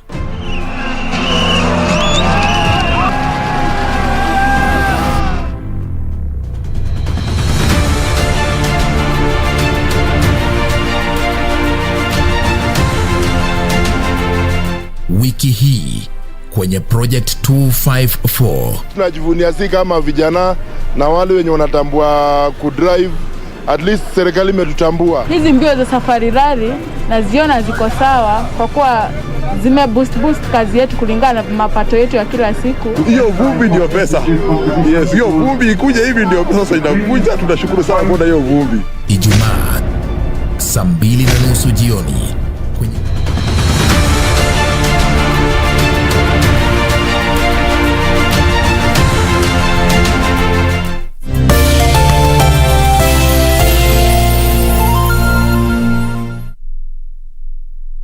COVID-19. And Madam Speaker, mine is to ask if something can be done about the political rallies which are gathering so many people and people don't even have masks. And even the social distancing is not there. Madam Speaker, if you watch the media, televisions, and see how people are packed in political rallies, surely you would wonder if our leaders are really concerned about the people that they lead with this rate of COVID-19. And when you see what is happening in the Western, people are dying. I may say that we are not very far from India if it continues like this, Madam Speaker, so something really must be done. And I must thank the Vihiga Senator so much for bringing this statement. And I would also ask if the people can be vaccinated so that they can be protected and also be provided with masks. There are very poor people due to this COVID-19 because some of them have stopped even doing business because they cannot go where they were doing their businesses. And also the licenses. Many people cannot even afford to pay the licenses to do business because of COVID-19. Everything has gone down. So if something can also be done about the licenses, and surely if nothing is done, because even after people getting the jab, the second jab, they are also getting COVID-19. They are getting sick. So that is not a guarantee that you are safe 100%. Social distancing has to be there, and people should also protect themselves. And if we don't take care, maybe, and we are talking of 2022 general elections just around the corner, if we don't take care and curb COVID-19, we might not even have the elections 2022, as people are getting so aggressive. We should get more aggressive by curbing the COVID-19 more than the 2022 elections. I am saying also, Madam Speaker, that prevention is better than cure. So the government of the day must see what we must do. And when we are talking of the government and the president, the head of the head of the state, we are talking also of the deputy president. He has total responsibility just as the president, because they are together. They were elected by the people of this country together, that they may also see what can be done. So the pointing of fingers from one person to the other will not help us. Prevention is better than cure. We as Machakos, as Ukambani leaders, we've sat down with the leadership, and you know very well we were supposed to have presidential visit today and tomorrow. It has been stopped because of COVID-19, because we must observe and we must also protect the people of Machakos. So it will be done, but in spaces, you know. So I don't see why the big rallies should be there at this time when people are dying of COVID-19.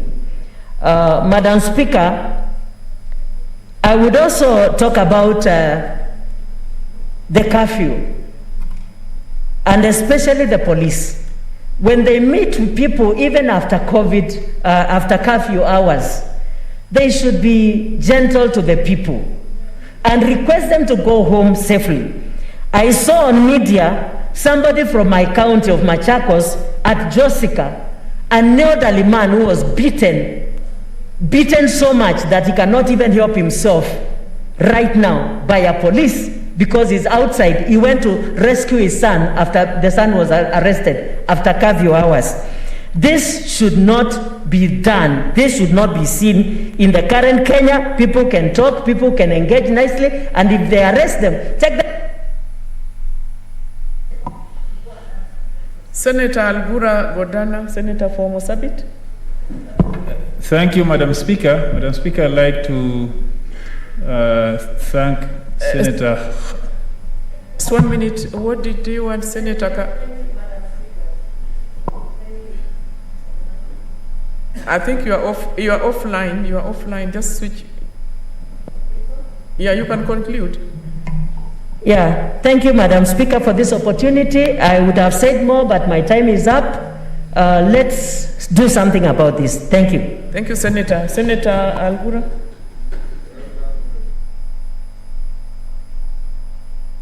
Panel for bringing up this issue of national concern. Madam Speaker,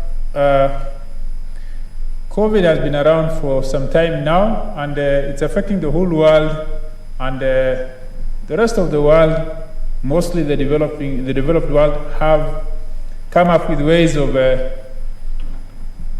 responding to this pandemic so that people can go back to their normal lives, and that is the responsibility of every government. At the beginning, when it started, yes, there were some measures to cushion the members of the public through tax exemption and all that, but that was removed. The government also has been spending money on COVID-related issues for a long time, which for some of us is even a mystery because we don't know what these activities the government is spending money on. The only thing we know is the first time when they got money, there was the issue of KEMSA, which became a scandal. Nobody wants to talk about it. But that was supposed to have been procurement of PPEs and masks so that the members of the public can be protected. But that one did not go anywhere. There was a case of these 270 billion shillings at the beginning where the counties were given a paltry 6 billion out of that. The rest was kept by the national government, but we don't know what the government is doing with it. What we have just seen is lockdown after lockdown. It was the whole country, coast, the 5 counties around Nairobi, now it's in the Lake region. That's the only thing they are doing. But actually the government is supposed to create an environment to enable Kenyans to go back to their normal life, just the way other countries have done. They should have invested all this money in vaccination. Now we are just relying on donations, as if we don't have any money of our own, but we have been borrowing. The latest borrowing from I think IMF or World Bank was COVID related, but nothing has been done. So I think it's high time the government takes it serious. We don't have to assume that this thing will go away on its own. The government has to put its resources and time in making sure that all Kenyans are vaccinated so that we have that herd immunity. Then we can now go back to our normal daily activities of nation building. Kenyans can go back and earn their livelihoods. Unlike now, where most of people are out of jobs and still the curfew is on, but the government is not doing anything. We thought that was, while we were being subjected to these measures, the government should be doing something in terms of vaccination, in terms of providing the necessary protection, in terms of developing the health facilities, so that Kenyans can now live with this pandemic, which is worldwide. There's nothing we can do about it, but we have to protect ourselves against it. Unfortunately, we are not seeing anything like that. So mine is to urge the government that whatever funds they are spending should be used in buying the vaccines so that Kenyans can get vaccinated instead of waiting for donations while we are wasting the money which we are getting. Some of them is even loans which we have to pay while it's being not used on the intended purpose. Thank you. Thank you, Senator Algura. Senator Wario Golich Juma, Senator for Tana River. Asante sana Bi Speaker kwa kunipatia nafasi hii ili niweze kuchungia statement ambayo imetolewa na rafiki yangu Senator Kanire. Kwa kweli wakati huu Bi Speaker, wa Kenya wengi wameishi katika hali ya hofu kutokana na ugonjwa ya COVID-19. Ukiangalia kabisa sehemu ya Kenya ukitembea, hasa ile sehemu mimi nimetoka, mimi sijaona kama kuna kitu ya maana inafanyika kwenye mahospitali au chanjo iweze kuendelea ndani ya hospitali, kwa sababu sisi tulifahamishwa ya kwamba kaunti zote zimepata chanjo na huko kazi inaendelea ya kuchanja watu ili kuzuia ugonjwa wa COVID-19. Madam Speaker, wa Kenya wanaishi katika hali ya hofu, na hofu hii ikiendelea basi maisha itaendelea kudorora, na hasa hakuna tutakuwa na mambo ya maana itafanyika ndani ya Kenya, na kwa kweli uchumi utaendelea kusambaratika, kwa sababu nchi ambayo inaishi katika hofu ya COVID-19 na hawapati chanjo huko mashinani na hakuna kitu ya maana inaendelea kule, ni kutahadharisha watu tu wakaliane mbali na waweze kuvaa barakoa. Basi hali hiyo itakuwa ni hali ya hatari. Madam Speaker, tunapoelekea katika uchaguzi mkuu wa mwaka ujao ambao hauko mbali, Wakenya tayari wameambiwa hofu ya COVID-19 na kukaa mbali. Mimi sioni kama hata hii uchaguzi itakuja kufanyika vizuri, sababu saa hii watu wakaliane mbali, wavae barakoa, hakuna matibabu, hakuna chanjo. Basi hali hiyo ikiendelea hivyo, watu wataendelea kukaa mbali na kutoroka wenzao. Siku hiyo ambayo utawaambia waende kwa kupiga kura, watakuambia mmetutahadharisha mwaka hii yote na sisi tuko na hofu. Sasa tukienda huko, tukienda kupiga kura, hali yetu itakuwa namna gani? Sioni kama hiyo uchaguzi pia itafanyika mzuri. Ingekuwa vyema kabisa serikali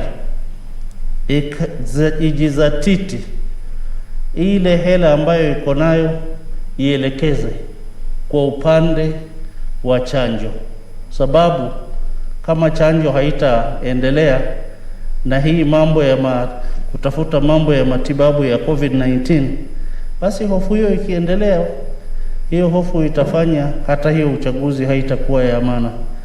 Kusema kweli, Madam Speaker, kuvaa barakoa watu wamevaa. Ile ushago ya sehemu mimi nimetoka, nilipoenda mimi sijaona hata watu wakivaa barakoa. Watu wanaendelea na maisha yao ya kawaida. Mimi kama seneta wao ndio niliteremka kwa gari nikiwa na barakoa na wameniangalia sana. Wakaniuliza, seneta, wewe leo umefunga pua kabisa, kuna nini imetokea pande hiyo ya Kenya wewe umetoka? Nikawaambia, nyinyi bado mnaishi hivi, hakuna barakoa na hakuna kukaliana mbali. Wakasema hofu hiyo haiko huko pande hiyo yao. Katika hali hiyo ukiangalia hata afadhali wao ambao hawana barakoa na wamekaa katika ushago. Honorable Senator, what's your point of order? Mheshimiwa Speaker, ningependa ningependa kurekebisha ama kumkosoa seneta wangu wa Tana River, ndugu seneta wa Tana River, kwamba inaitwa barakoa sio barakwea.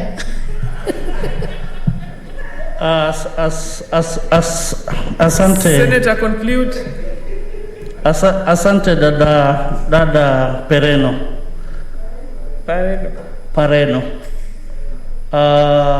Dakika yangu tafadhali. Kindly give him 1 minute, please. There was a bit. Dada Pareno, kweli si unajua lugha ya Waorma na ya Masai pia saa ingine inataja vitu tofauti na vile hali ilivyo katika maandiko. Ni barakoa, sawa, nimekubali. Sasa katika hali hiyo, Madam Speaker, nilikuwa ninasema barakoa ambao sahihi sisi tumevaa pande hii pande ile haivaliwi.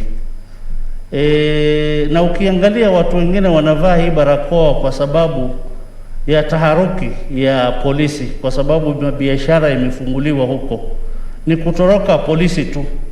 Na wakikuta polisi wanakuja barabarani, mtu anakimbia na anaokota ile barakoa yoyote iko barabarani, asijue kama imetumika vibaya. Na katika hali hiyo basi, sasa mimi ningependa kutoa wito kwa serikali iweze kutumia ile hela ambayo iko nayo kupata chanjo, hata tusikae kungojea. Senator, now your time is up. Finally, Senator Adandulo Fatuma. Senator for Isiolo. Madam Speaker, let me take this opportunity also to contribute to this statement by Senator Haniri.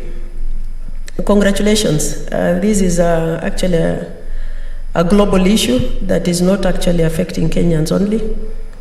Madam Speaker, we must tell each other the truth.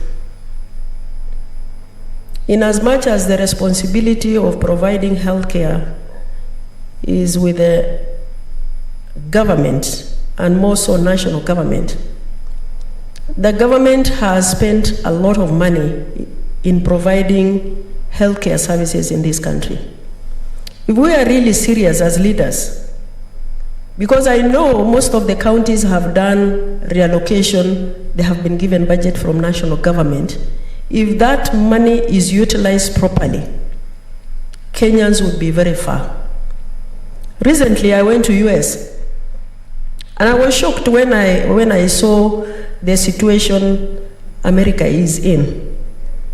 I thought it was only us African countries, but unfortunately you will see also they are facing similar situation in as much as they have actually gotten vaccines. And even the vaccines given to Americans, it's almost about 50%. And we cannot as a country, Madam Speaker, compare America to Kenya. It's uncomparable. But what we are saying is that the little resources we are allocated by the national government and the on-source revenue generated from the county government is not utilized properly to take care of our population.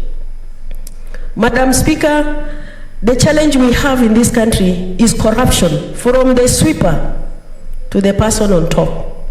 If we can only deal with corruption in this country, Madam Speaker, because there's a lot of money that is even going to the county government.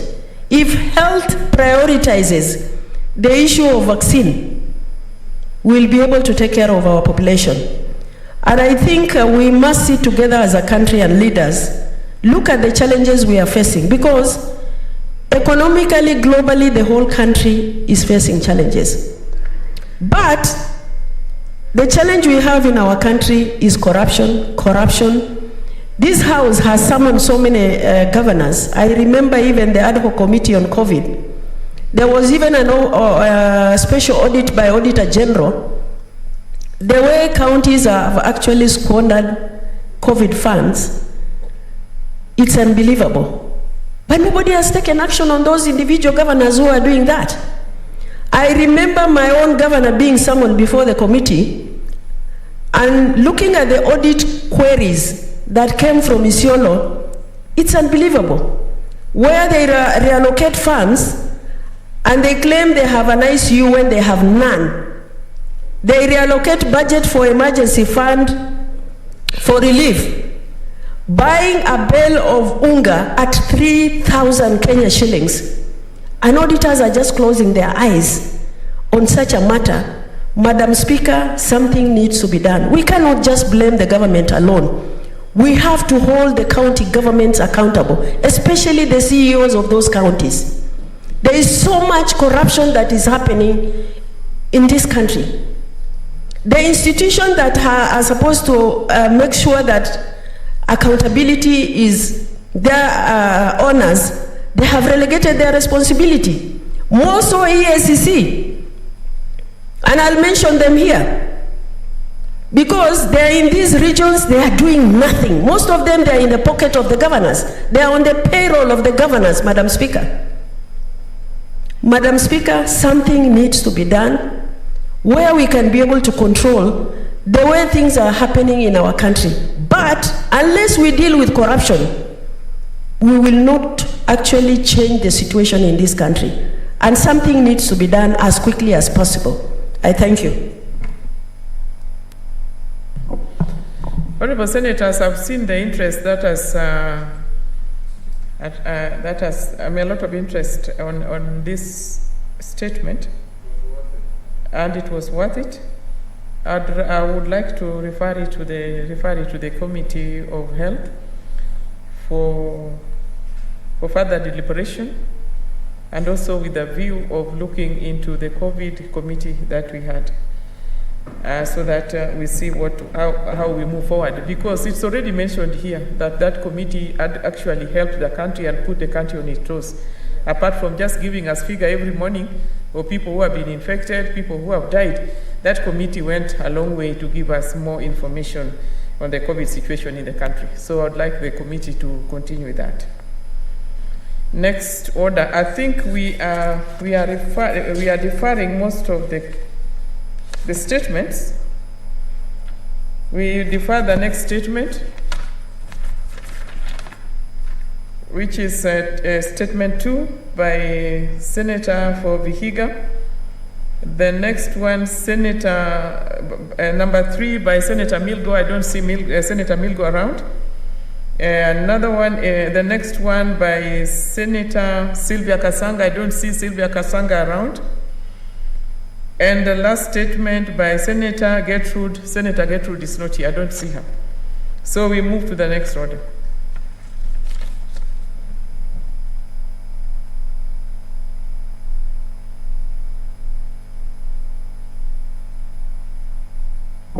Honorable Senators, we want to defer.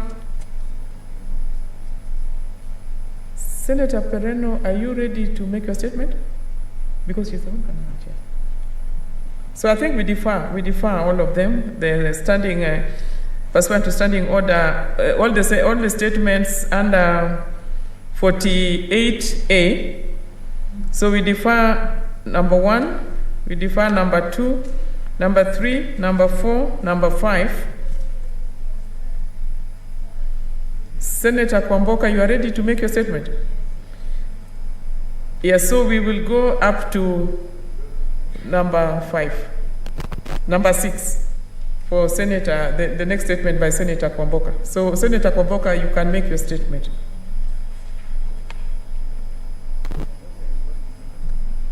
Number 6. We are deferring 1, 2, 3, 4, 5, up to number 6. Yes, Senator, go ahead.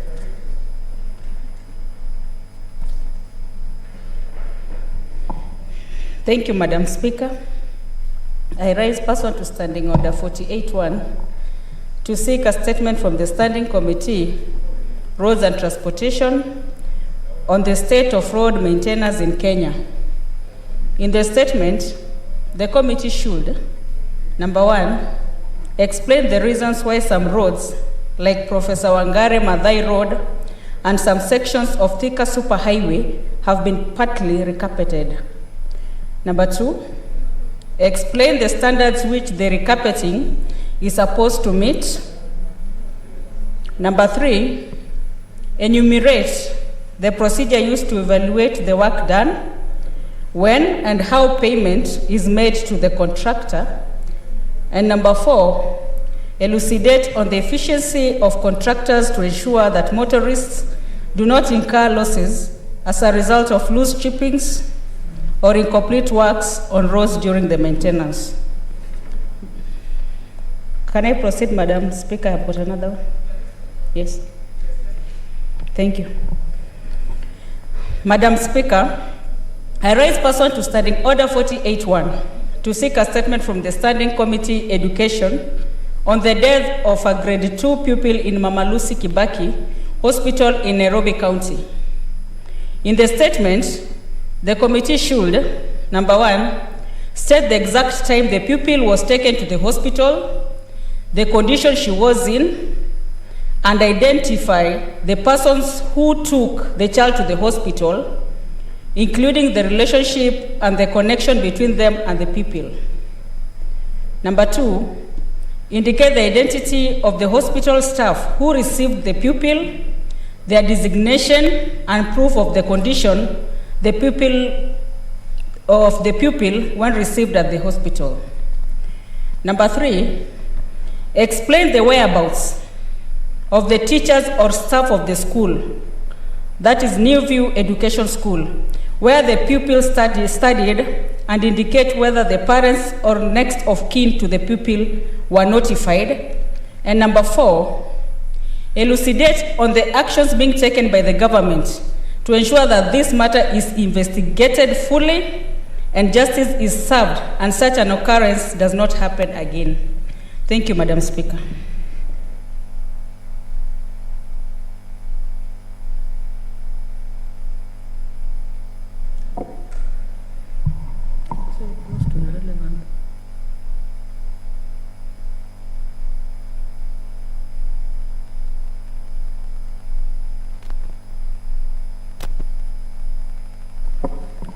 I do not see any interest. This is just no requests. So then I proceed to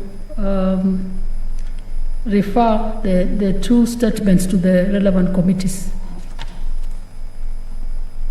Next order.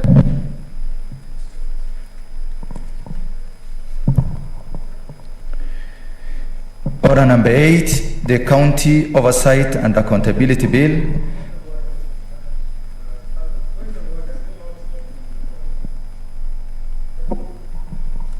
I see, okay. Is it Senator Hargura and Senator, yeah, let's start with Senator Hargura. Thank you, Madam Speaker. Madam Speaker, I have 4 statements just following Senator Kwamboka's statements. So I'd like to make them also.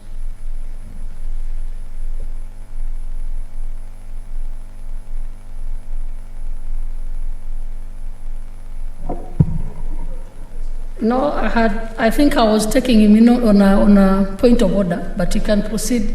You can proceed. You have how many statements?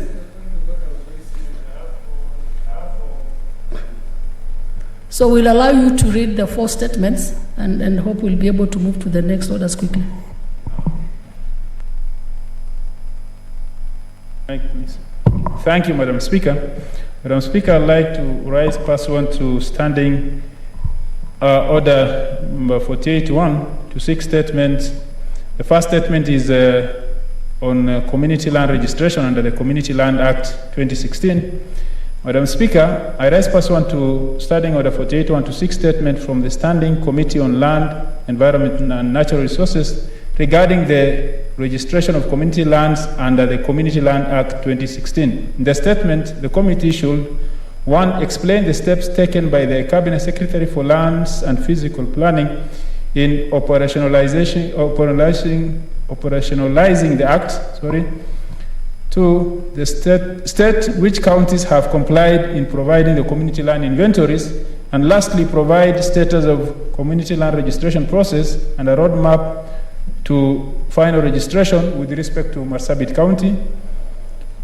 Madam Speaker, the second statement is on establishment of disease-free zones in the Arid region. Madam Speaker, I rise pursuant to Standing Order 48-1 to seek a statement from the Standing Committee on Agriculture, Livestock and Fisheries regarding establishment of disease-free zones in the Arid regions. In the statement, the committee should 1. Explain the national government policy on establishment of disease-free zones in arid regions where livestock keeping is the main economic activity. 2. Provide progress on establishment of disease-free zones to date. And thirdly, explain the steps the government has taken to establish a disease-free zone with respect to Marsabit County. Madam Speaker, the third statement is on the establishment of off-grid energy facilities in Marsabit County. Madam Speaker, I rise pursuant to Standing Order 48-1 to seek a statement from the Standing Committee on Energy regarding the establishment of off-grid energy facilities in Marsabit County, considering that the county is not connected to the national grid. In the statement, the committee should explain the national government policy on ensuring that Kenyans who are not on the national grid get connected to power. 2. State with respect to Marsabit County the centers which have been identified for off-grid power provision. Provide progress on the status of off-grid facilities in the identified centers, and statewide centers like Loyangalani, South Hor, Gatap, Kargi, and Kor in Laisami's constituency are not yet connected to any form of power. Lastly, Madam Speaker, I'd like to request for a statement on the improvement of Lysamis Malgis Road section of Road D371 to bitumen standard. Madam Speaker, I rise pursuant to Standing Order 48-1 to seek a statement from the Standing Committee on Roads and Transportation regarding the improvement of Lysamis Malgis Road to bitumen standards under the Low Volume Sealed Roads Program. In the statement, the committee should explain the status of the above project, stating when it commenced, the scope of the works, and expected completion date. 2, state why it has taken so long to complete the works. And lastly, state what measures the government have put in place to ensure that the project is completed without any further delay. Thank you, Madam Speaker. I still see no request to comment on these statements, so all of them stand committed to the relevant committees. Next statement is by Senator for Vihiga.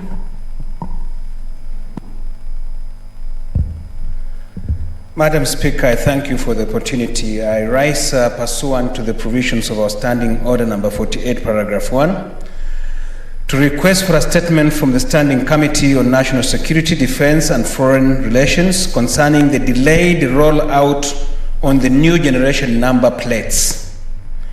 In the statement, the committee should, number 1, confirm whether the government has awarded and duly signed all the contracts for the production of new generation number plates. This is a motor vehicle number plates. Number 2, state when procurement, delivery, and installation of production machines, equipment, and raw material was done, and whether the relevant and adequate personnel have been trained for the production of the said number plates. Number 3, provide a comparative assessment between the new machines and the new number plates vis-a-vis the old machines and the old number plates in terms of A, production capacity, B, security features, 3, aesthetic value. Number 4, explain the status of procurement and installation of the lesser marking or validation machines and outline the specific timelines within which Kenyans should expect a nationwide rollout of the new generation number plates as well as the expected cost. I thank you, Madam Speaker.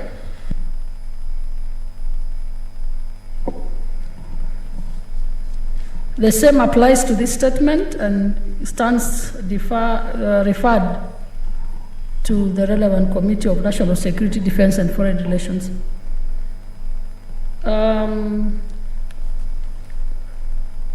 The chairman do not seem to be around, so statements pursuant to Standing Orders 51B.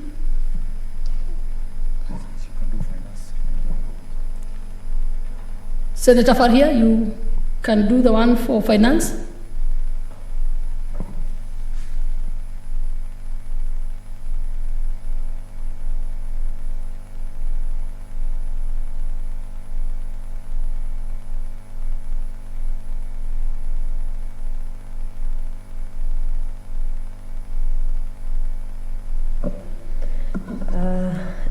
Thank you, Madam Speaker. Statement in relation of activity of Standing Committee on Finance and Budget pursuant to Standing Order 51-1B for the period 1st April to 30th June 2021. Madam Speaker, I rise pursuant to Standing Order 51-1B to make a statement on the activity of Standing Committee on Finance and Budget for the period commencing 1st April to 30th June 2021. Number of meetings. The committee held 22 meetings. The bill considered by the committee. The Division of Revenue Bill, National Assembly Bill number 7 of 2021.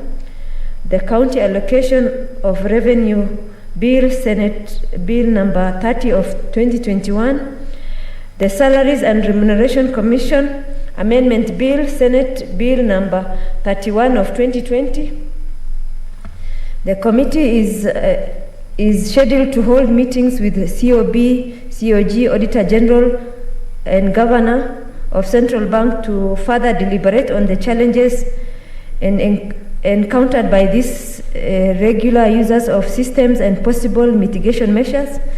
Regarding a statement concerning cushioning of Kenyans from the negative social-economic impact of COVID-19 caused by partial lockdown requested by Senator Millicent Omanga, the committee has sought information from the National Treasury.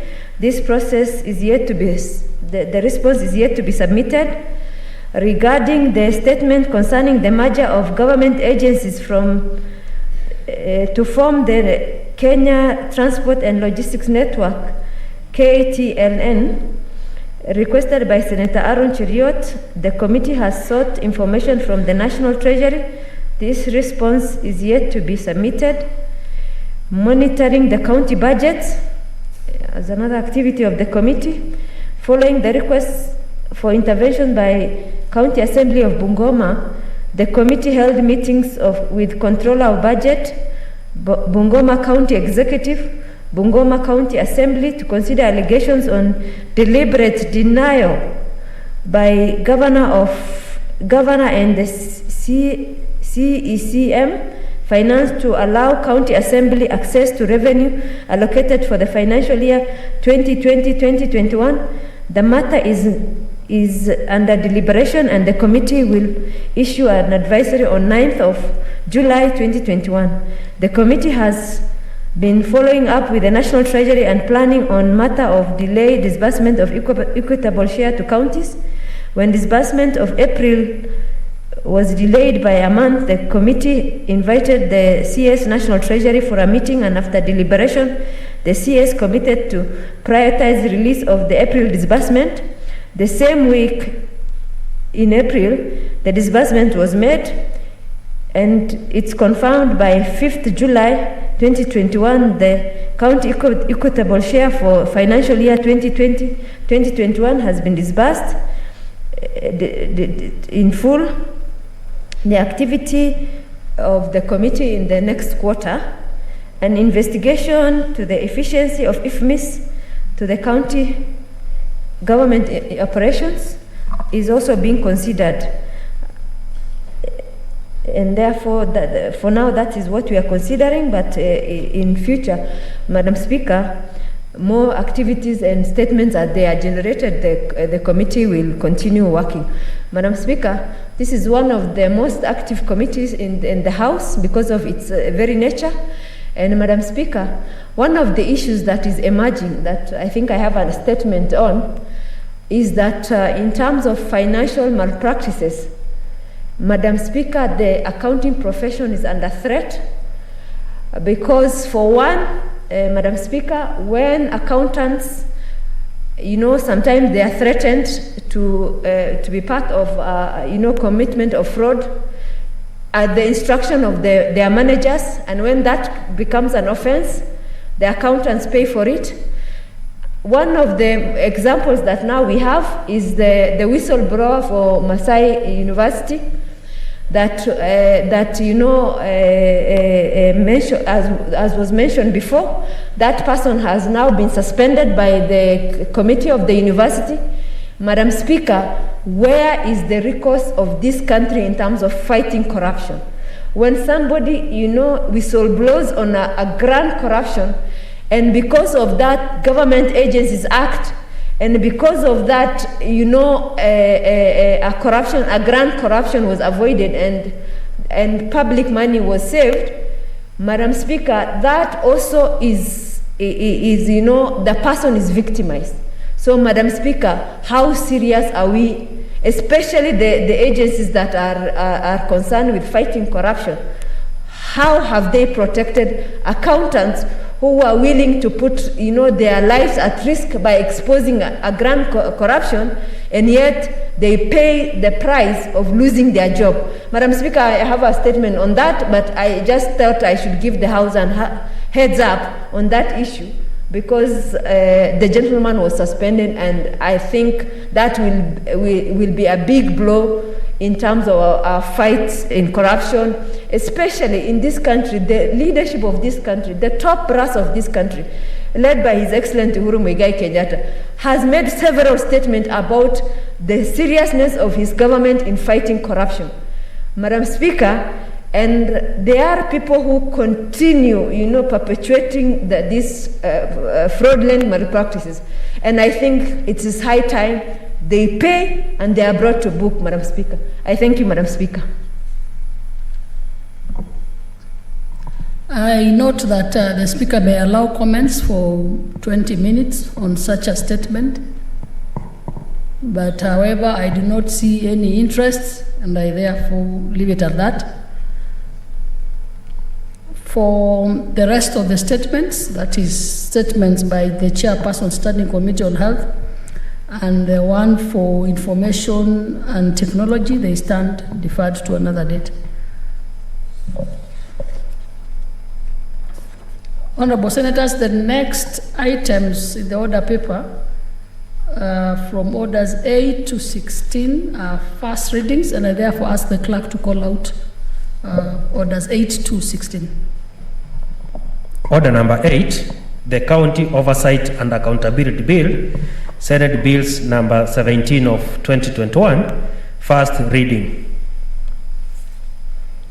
A bill for an act of Parliament to give effect to Articles 96(1) and 3 of the Constitution to enhance public financial accountability by the county governments and for connected purposes. Order number 9, the National Cohesion and Peace Building Bill, Senate Bills number 19 of 2021, first reading.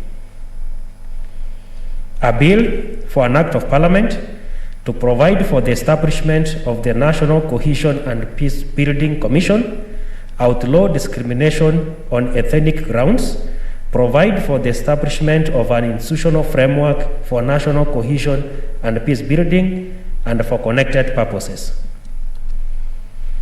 Order number 10, the County Boundaries Bill, Senate Bills number 20 of 2021, first reading. A bill for an act of Parliament to provide for the county boundaries, to provide for a mechanism for the resolution of county boundary disputes, to give effect to Article 188 of the Constitution by providing for the procedure for alteration of county boundaries, to provide for the establishment of an independent county boundaries commission, and for connected purposes. Order number 11, the Preservation of Human Dignity and Protection of Economic and Social Rights Bill, Senate Bills number 21 of 2021, first reading. A bill for an act of Parliament to establish a framework for the preservation of human dignity, for the promotion, monitoring, and enforcement of economic and social rights, to establish mechanisms to monitor and promote adherence by county governments to Article 43 of the Constitution, and for connected purposes. Order number 12, the Heritage and Museums Bill, Senate Bills number 22 of 2021, first reading. A bill for an act of Parliament to provide for the conservation, preservation, protection, research and management of cultural and natural heritage at national and county levels of government and for connected purposes. Order number 13, the Coconut Industry Development Bill, Senate Bills number 24 of 2021, first reading. A bill for an act of Parliament to provide for the production, processing, marketing, and the distribution of Kenya coconut and its products, establish the Coconut Industry Development Board, provide a framework for coconut farming development, ensure value addition to coconut and its related products, and for connected purposes. Order number 14, the Kenya Citizenship and Immigration Amendment Bill, Senate Bills number 33 of 2021, first reading. A bill for an act of parliament to amend the Kenya Citizenship and Immigration Act and for connected purposes. Order number 15, the Alternative Dispute Resolution Bill, Senate Bills number 34 of 2021, first reading. A bill for an act of parliament to provide for the settlement of civil disputes by conciliation, mediation, and traditional dispute resolution mechanism to set out the guiding principles applicable and for connected purposes. Order number 16, the County Government's Grants Bill, Senate Bills number 35 of 2021, first reading. A bill for an act of parliament to provide for the allocation of conditional grants to county governments for the 2021 and 2022 financial year, the responsibilities of county governments pursuant to such allocation, and for connected purposes. Order number 17, the Community Health Services Bill, Senate Bills number 34 of 2020, second reading. Senator Agnesani. Thank you, Madam Speaker. I beg to move that the Community Health Services Bill 2020 be read a second time. And Madam Speaker, let me start by saying that I'm very grateful to the Committee of Health. They have worked on this bill over a long time, and they have been able to put together a lot of consideration. Indeed, Madam Speaker, from the way this bill has progressed, we've reached a point where the public participation input that had already been put prior to has also been included because, Madam Speaker, you will remember, this is one of the bills that because of the court order, we are redoing in this particular house. So I really thank the members of the Committee of Health. I've spoken to several members of that committee. We have discussed to and fro some of the decisions and the amendments that they've made, and we are in agreement that now we have a version that is appropriate from this house, and we have a version that will be able to progress. We've been able to address the specific issues, and now that we also have a bill that is considering all these issues together, then it becomes very, very critical. Madam Speaker, this bill hopes to address a lacuna in the law as it stands because we have various levels of health institutions. Madam Speaker, level 1 we have community facilities.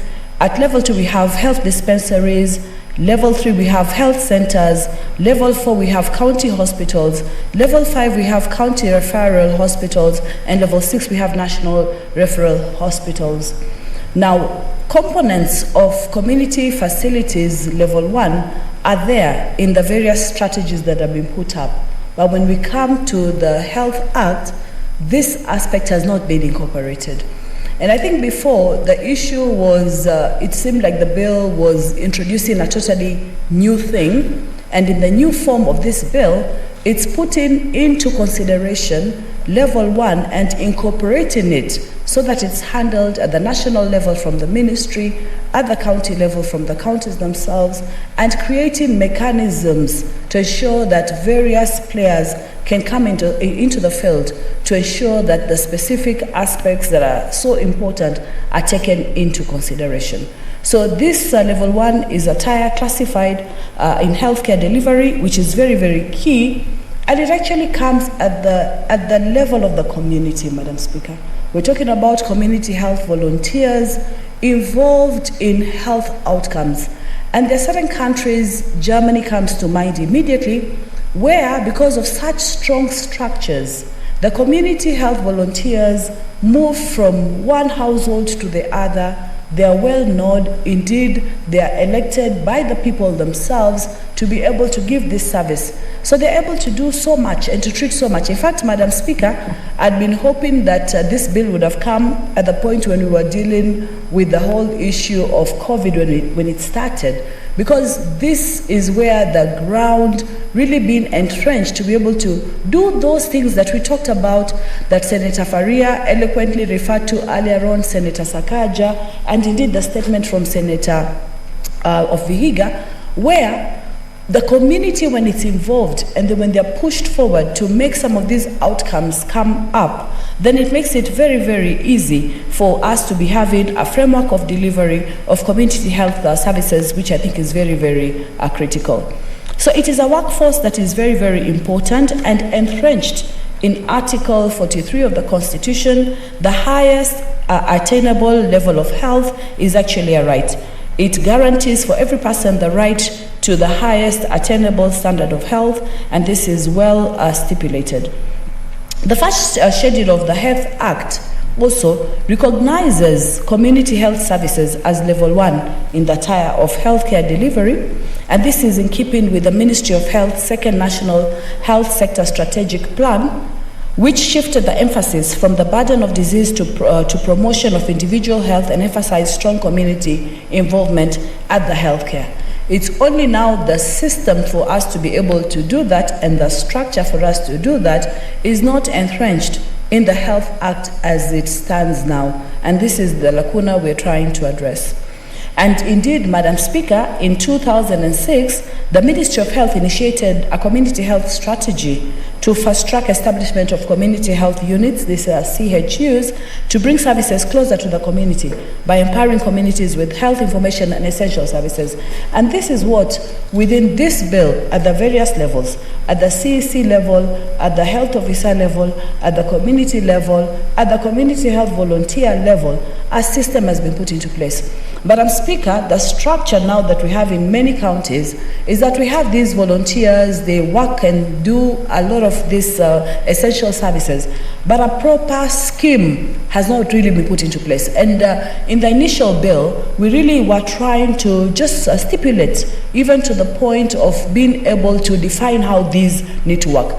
But we've also realized that there's a lot of variation from one county to the other. So the provision to guide, the provision to move forward has now been taken as a responsibility at the national level, at the county level, the CEC being responsible, and also at the national level, the CS also being critical for this specific process. Madam Speaker, I just want to give specific examples from various countries to show how important this is. The whole idea of ensuring that the workforce is taken into consideration and that they're able to do what they're expected to do is very, very key. And I want to just go to the case of Indonesia, for example, that restructured its health system in 1982 to focus on district health development. And as a result of that, as a result of involving the local community, the activities at that time included family planning, health education, immunization, treatment, etc. And according to the WHO report, it led to a significant health status achievement. Infant mortality dropped by 30% within 7 years, and immunization coverage improved significantly. Closer home, we have the county of Isiolo that has done very well. They have been in partnership with the Living Goods, which is a non-profit organization, for the delivery of cost-effective integrated community health services within the county. And according to a particular report, that is the Living Goods Community Health Impact Report 2020, the proportion of women who attended the recommended number of antenatal clinics increased. And we've had more and more of cases in Isiolo where women are able to get to the delivery centers faster than they were able to before, that the outcomes for these children. Madam Speaker, the work of community health volunteers within the community is so important. We're actually talking about the health of the nation right from the beginning. We're talking about child mortality, we're talking about immunization, we're talking about maternal health, we're talking about nutrition, we're talking about basically everything under health matters, and that these are stipulated and advanced and discussed at the early levels so that these are taken into consideration right through the various moments and the various times that are very, very critical. So through the various declarations that have been given at the international level, the role of community health care workers has always been attributed, it has always been affirmed, it has always been seen to be something very, very critical. And this is what we're trying to achieve, Madam Speaker, putting it into perspective and being able to just find a way to be able to put into this place. Madam Speaker, I just want to give a few statistics just to contextualize where we are and where we need to move to. And this is according to the Kenya Health Workforce Report 2015. Right now, we have 15 doctors per 100 population ratio. Yet the WHO guidelines advocate for 36 to 10,000. Madam Speaker, I'm just giving this to highlight that already our healthcare system is heavily tilted towards service provision where the numbers are not really adequate. Just to say that at the end of the day, community health cares, community health volunteers and community health care workers are able to cover for this gap. That same report also showed 8.3 nurses existing per 10,000 population ratio. But the WHO guidelines advocate for 25 nurses to that same 10,000. So we are at a third, more or less. 27 clinical officers per 1,000 population ratio, and medical laboratory officers are standing at 10,000 population ratio. So this just highlights that it's very, very important to come up with a schemata or with a scheme that allows us to bridge between the community and the formal health services in the various sectors of health development, which are very, very critical, Madam Speaker. And through the various examples, Indonesia, Isiolo, all these just show that the delivery system is very, very key. And this particular filling in of this lacuna is carried by the strategy of community health 2014 to 2019, which speaks heavily of community health services and how these are very important in closing the gap for better health outcomes within communities in Kenya. And therefore, given the role, the structures becomes very, very important. This bill also hopes to provide a uniform minimum standard upon which county health services may be achieved. Madam Speaker, I just gave the example of Isiolo, but we have so many other counties and we find that variation mainly because there's no specific guidance in terms of how the CCM should operate within the counties, how the county assembly should be envisaged to come in, and how the various structures should be put into place. Madam Speaker, therefore, the clauses in this particular bill seek to address this. We start by giving the role of the national government, what those expectations are, the role of the county governments, the importance of health officers, the delivery of health services and how this should be enshrined, the Community Health Committee, which is a committee constituting key members within the community who can discuss the various outcomes for that particular county, the appointment of community health volunteers, Madam Speaker, the need for a register, so that we have members, even though they are community, even as they are community healthcare volunteers, they are well entrenched. Their role is understood. The register actually triggers down up to the ward level. The functions of the health volunteers is put into place. The registry, I've mentioned that. The inspection of the register, which is very, very critical, so that you have these influencers who are going around as key people who are known to do that. And indeed, Madam Speaker, even at the public barazas, these people standing up and being recognized. These are the people who have the mandate to talk about these specific issues. And then information on community health services and how this should be disseminated. Madam Speaker, this bill moves to encourage county legislation in this area.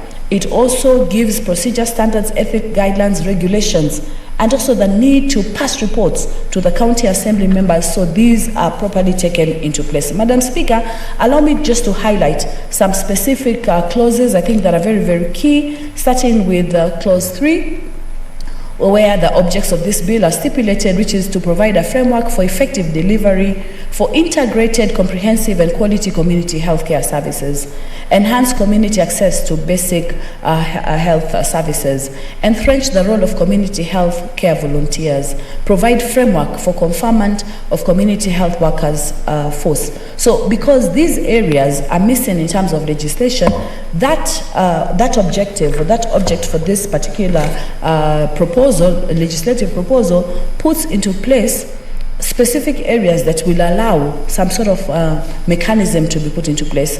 Then clause 5 tackles the importance of the national government, because we know health has been devolved to the counties. There are certain key prospective aspects also the national government plays, for example, in technical resources and structures, in terms of the qualifications of persons eligible to serve within the community healthcare workforce, and these have to be designated at the national level. Talking about technical assistance, for example, to county governments, that has to come from the national government. The county governments have also been given very key specific roles, for example, mobilizing resources that are necessary for delivery of healthcare services in the respective counties, and we had the governors speak to this and saying that we have resources at the county level that are already stretched out, but we have community health volunteers who have already been working at this over both the last phase of devolution and this phase of devolution. I think it's really just a question of putting things together so that we come up with a template that can be applied within the various counties, and this is what this legislation endeavors to do.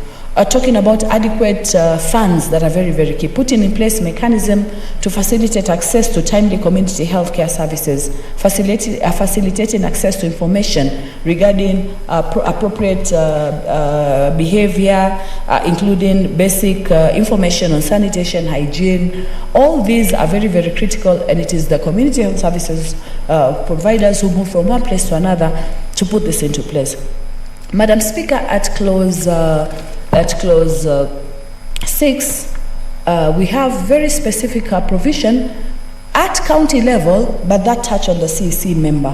And this is, for example, to advise the governor on all matters relating to delivery of healthcare services. So these are properly entrenched, building capacity within the counties, monitoring and evaluating the effectiveness of community healthcare programs so that they can know, are they improving, are they reaching out to the people that they're meant to reach out to. So that clause, and there are very many specific sub-clauses, gives the meat, the teeth that is needed by the CECM to be able to cascade this higher up into the county and discuss this at the level of the county governor. We also have at sub-clause 3 the introduction of ensuring that the county executive member, in order for them to effectively perform the functions, can delegate the performance of such functions to the Director of Health. So it introduces a Director of Health who can be very specifically targeting the issues of health, so that in case the CEC also has other issues that they're tackling, that the County Director of Health specifically delves into this. Clause 7 deals with the health officer and the roles of that officer. It gives these in details, including overseeing the selection of community health volunteers, providing technical support and training.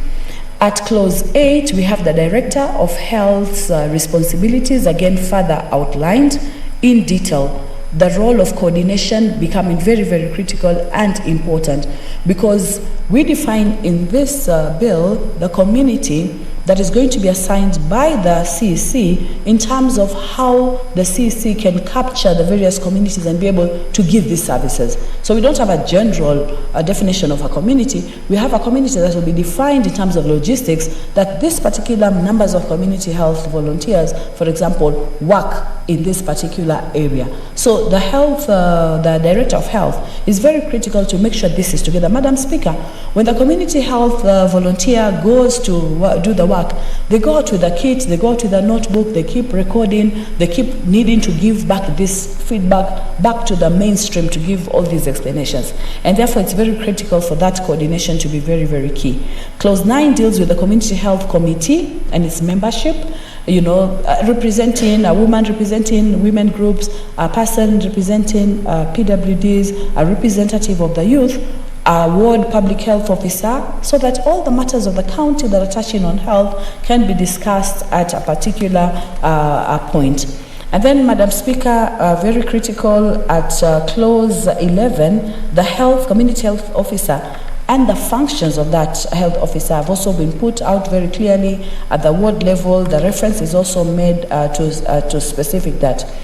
At clause 9, are very important, and sub-clause 5 and 6, each county government may enact county-specific legislation setting out the procedure for the nomination and election of the members of the committee, the terms of appointments for these members, and criteria for these nominations. So the role now for managing health matters at the county level is also given as a responsibility to county assemblies that can come with this sort of legislation that they'll be able to perpetrate even further. And then clause 10 deals with the community health volunteer and the process for selection for that particular volunteer. Clause 11 is very, very extensive. It now gives the CHV's responsibilities that are very, very broad, and I've mentioned them as I was continuing to move this bill. And at clause 12, we have each county director of health shall maintain the register, and I'd spoken to that, Madam Speaker, that this will go down to the ward level.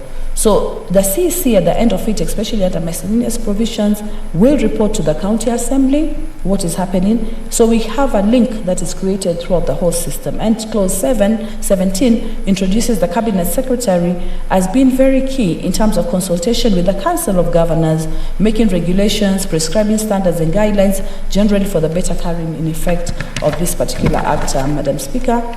And then we have at 18, the government will also, over time, enact county-specific legislation generally for the better carrying out of this. Madam Speaker, given the outcome in terms of community health work at the community level from counties like Isiolo, from Indonesia, and from so many other countries that were able even to surmount some of the bigger problems that came later on, it means that this is something that needed to be done even earlier.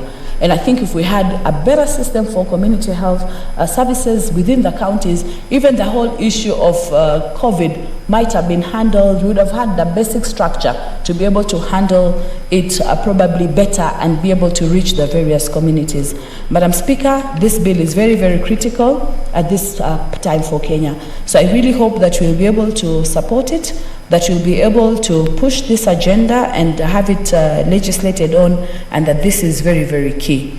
Madam Speaker, as I conclude, I'd like to acknowledge the presence of a young, dynamic lady called Caroline Cherop. In terms of the role she has played in coming up and really having a discussion and all the time being able to be involved in the process of looking at various issues that come and how to really just push these issues out. As she moves on to other responsibilities, I just want to acknowledge publicly that the role she has played within the various issues and duties that she has had, she's performed in an exemplary way. Madam Speaker, I just want to leave it at that and really just hope that we can push this to the next agenda. And now that the community, the health committee already made recommendations, I'd mentioned that this have already been infused in this bill. So maybe even as it goes to the committee, you can't stop new issues coming up during public participation, but just to mention that we've taken up what had come earlier. Madam Speaker, with this, I beg to move and request Professor Ongeri to second. Thank you. Senator Professor Sam Ongeri. Thank you, Madam Speaker. Indeed, I have the pleasure in seconding this bill, the Community Health Services Bill. One of the most important elements in this bill is the element of decentralization of health facilities to the village level. And therefore, no wonder in the preamble of this bill, there is the element of villages, as the county executive may from time to time determine, depending upon the nature and the requirement of the health facilities that are required at that village level. Hitherto, there's been a lot of difficulties in accessing the health facilities at the community level. Even if the level 1 hospitals and health centers are within a given locality, the distances between that level 1 facility and the villages that are dotted around that level 1 facility may be the limiting factor in the delivery of health services. And I know as a medical professional that it's not possible to be able to put trained doctors in every village. And therefore you need what you call an army of health workers who are properly trained, who are properly skilled, and who are properly motivated to be able to perform certain tasks that are important to deliver the health package to that community. And therefore, this is indeed the most cardinal point. Even from independence, one of the things that we fought for and we strive to achieve is to achieve the level of education, to achieve the level of social development, and to achieve the level of health within our community. And therefore, this community health bill is not misplaced. It's fulfilling those tenets and fulfilling those aspirations that were captured in our constitution. Accessibility or access to services, goods and services, health being one of those goods and services that must be accessed at the community level. So I'm quite happy that this element of community health services, not only does it take into account the county government, but it's also in collaboration with the national government because of overarching policies that touch from one county to another and are coordinated at the national level. And therefore, later on in the structure of this community health bill, there will be cooperation between the national government and the county government, and at the county government, the county executive and the community level will be able to coordinate how these health services must be delivered to be able to touch the very primary healthcare systems that are required at the village level. What are these services that are required at the village level? We have the maternal and child health services that are required at the village level. Under the maternal and child health services, you have the nutritional services that are required in that village level. We used to have the traditional birth attendants.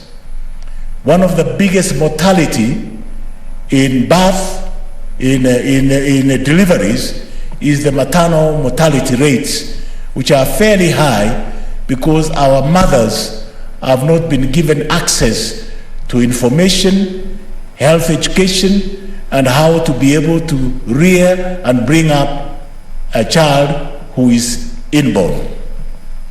And therefore, these community services will monitor closely the element of services being given at that level. And that's why there must be participants in this selection, whoever is the flag bearer, the community flag bearer at that level.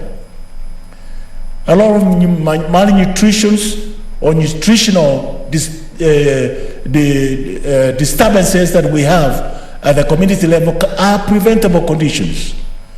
For instance, simple basic education on what kind of foods we should take, balancing both the proteins, the carbohydrates, and the fats is such an elementary knowledge that will save many of our mothers from giving birth to children who are malnourished and prone to infections, and particularly infectious diseases that may harm and create high child mortality at birth.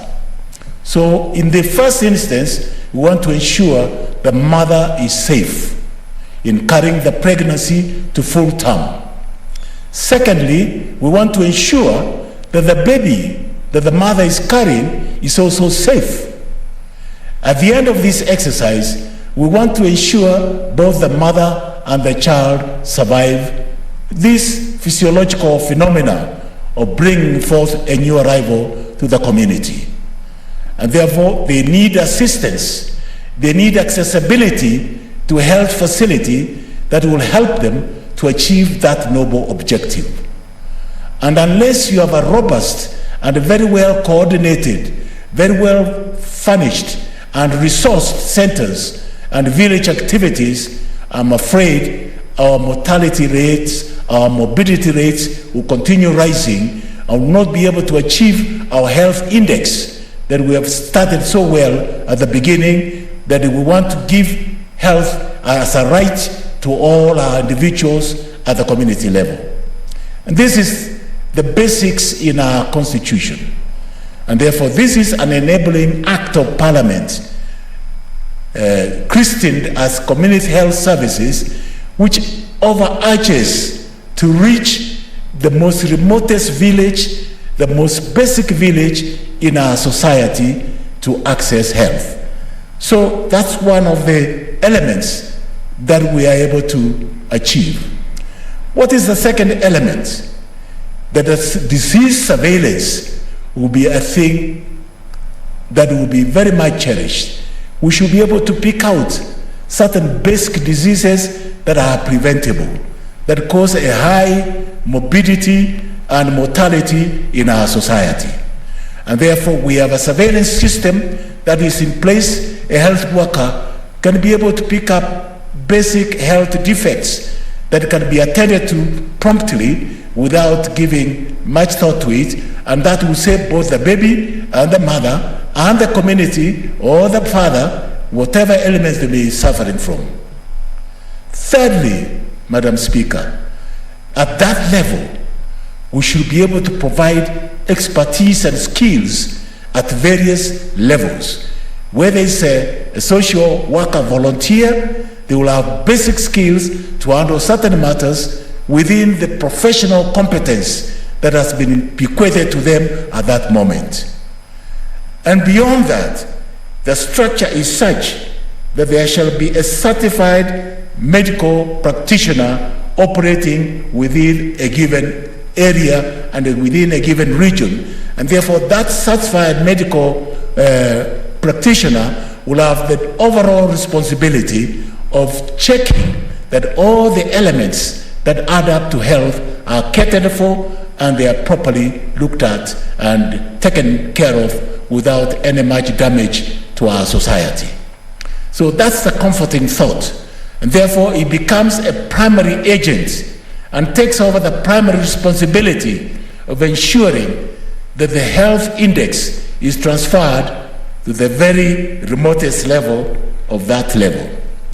Apart from the medical practitioner or general doctor who has overall general interest in medicine and public health, there will also be an additional public health officers who will assist him or her in that task of identifying some of these beacons of health dividends that can be tapped from a community so that the community can be able to take care of those health dividends and be able to take care of themselves and be able to promote health at that level.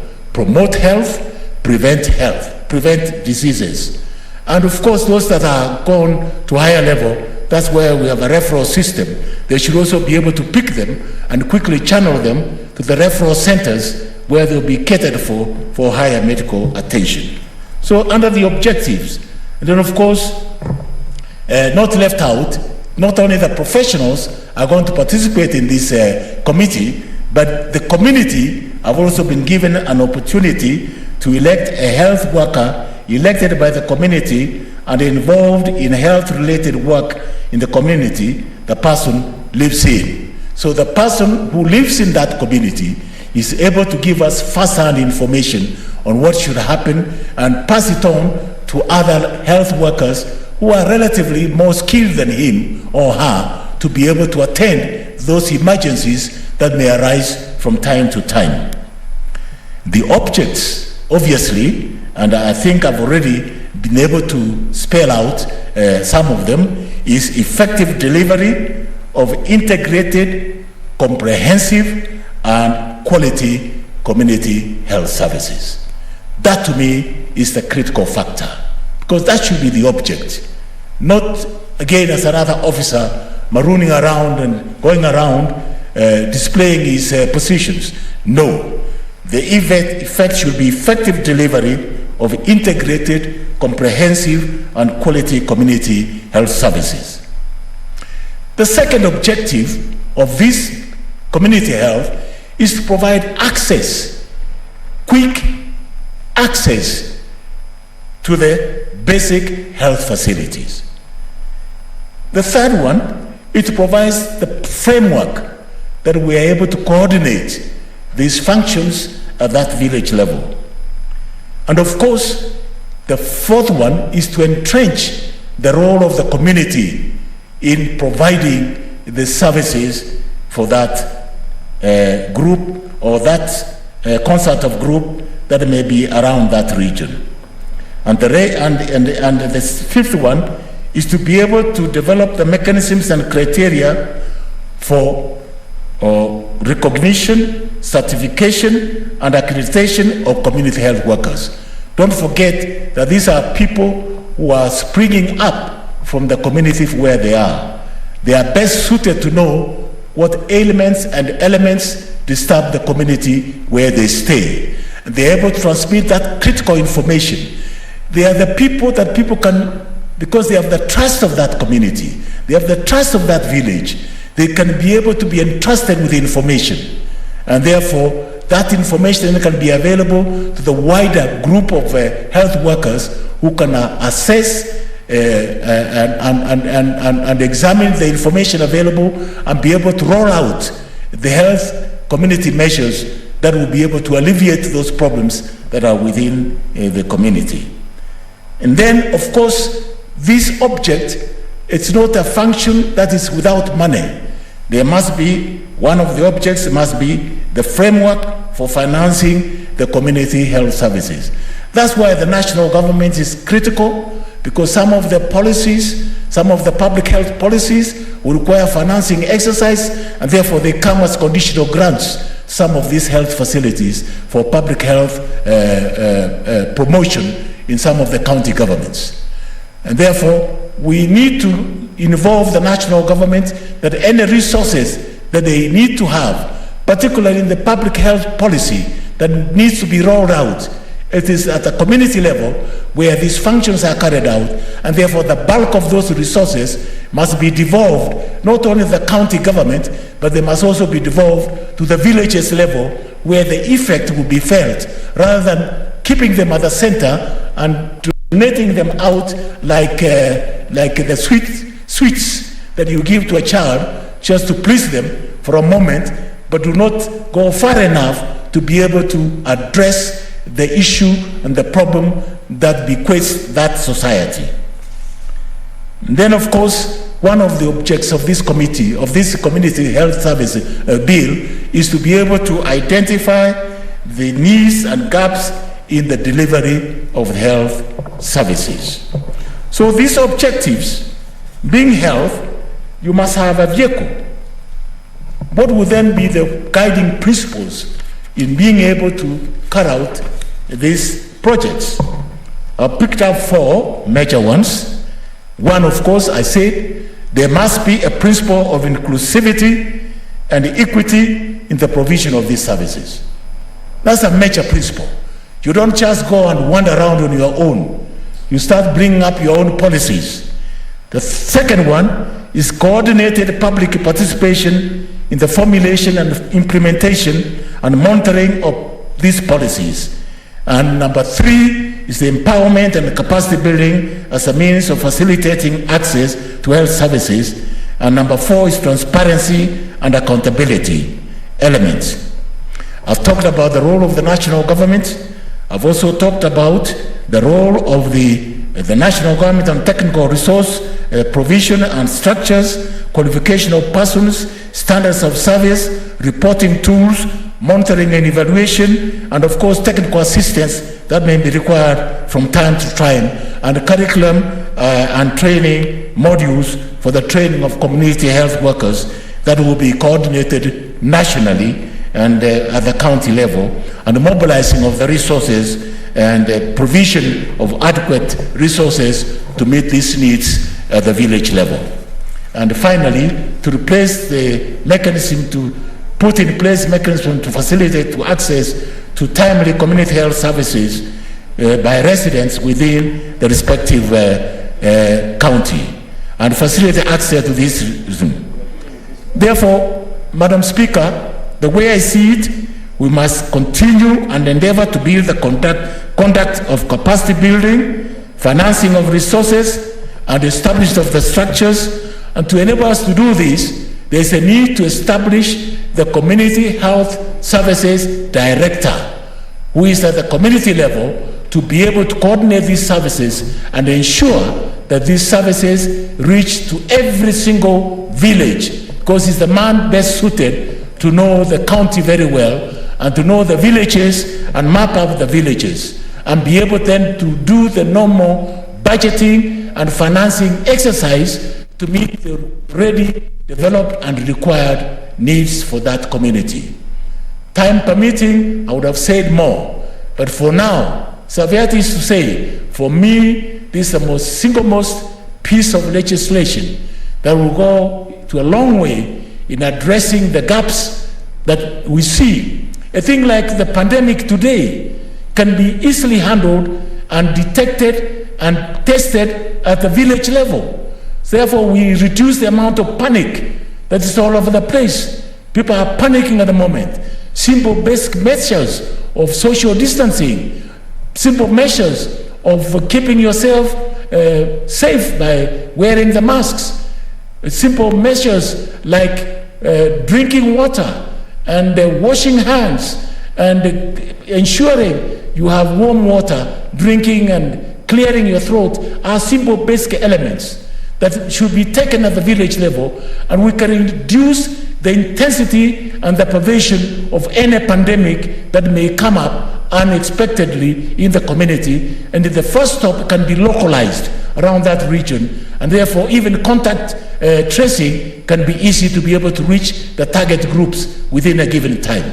And finally, all the immunization programs in preventing all the diseases can be done at level 1 hospitals, at level 1 health centers, villages, and can be done by this very consummate and very well skilled manpower. Therefore, the rate of going to the hospital will drop by 50%, and the cost of health expenses will drop by 50%, and therefore only the ones that need the medical care that will require specialized training or specialized care in referral hospitals like kidney transplants, dialysis or cancer treatment will be able. Even then, those cancer treatment, the observations and the monitoring and the detection can be done at the village level. Once you have a properly and well-motivated, well-trained people who can detect certain basic signs and symptoms that do not portend well for that village,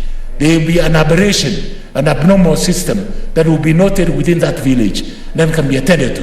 Like the kind of water drinking, the pollution of water is one of the major elements, waterborne diseases, one of the elements that causes so much pain and agony in the families, and yet these are preventable condition that once we take care of.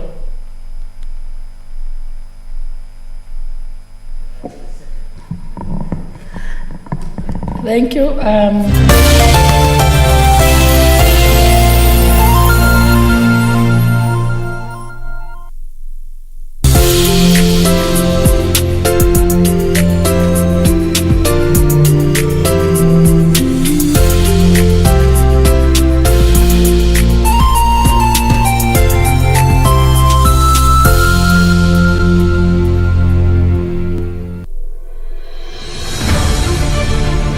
Virusi vya korona huenea unapokaribiana na mtu aliyeambukizwa kupitia matone, haswa wakati anapokohoa au kupiga chafya, na pia kwa kugusa sehemu au vifaa vilivyo na virusi hivi.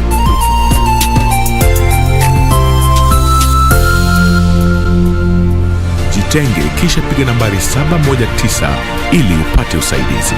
Mtu yeyote anaishi na maradhi sugu kama vile virusi vya HIV, kifua kikuu, saratani na mengineo anashauriwa kutumia dawa zake jinsi alivyoshauriwa na daktari bila kukosa. Komesha korona. Ujumbe huu umeletwa kwako na serikali ya Kenya. The future of money is simple, like unlocking possibilities with a smile.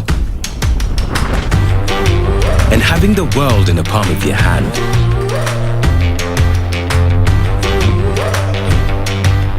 It's the ability to touch many lives at the same time and turn your dreams into reality. It's forgetting and still remembering. Simple is having everything that you love in one place. From the ticket to your next meal, to your ticket to the next holiday. It's an easy way to ask for a boost when you're low. And keeping track of everything on the go. The future of money is simple, and it's here. Download the new M-Pesa app today.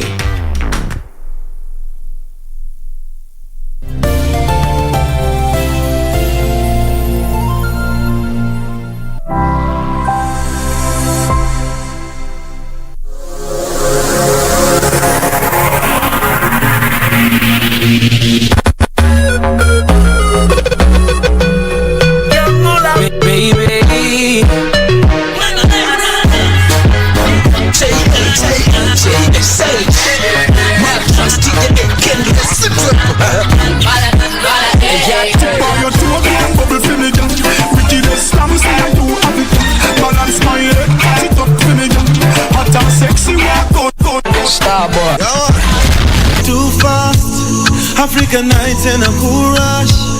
And I remember you refused to kiss me, and now you're using my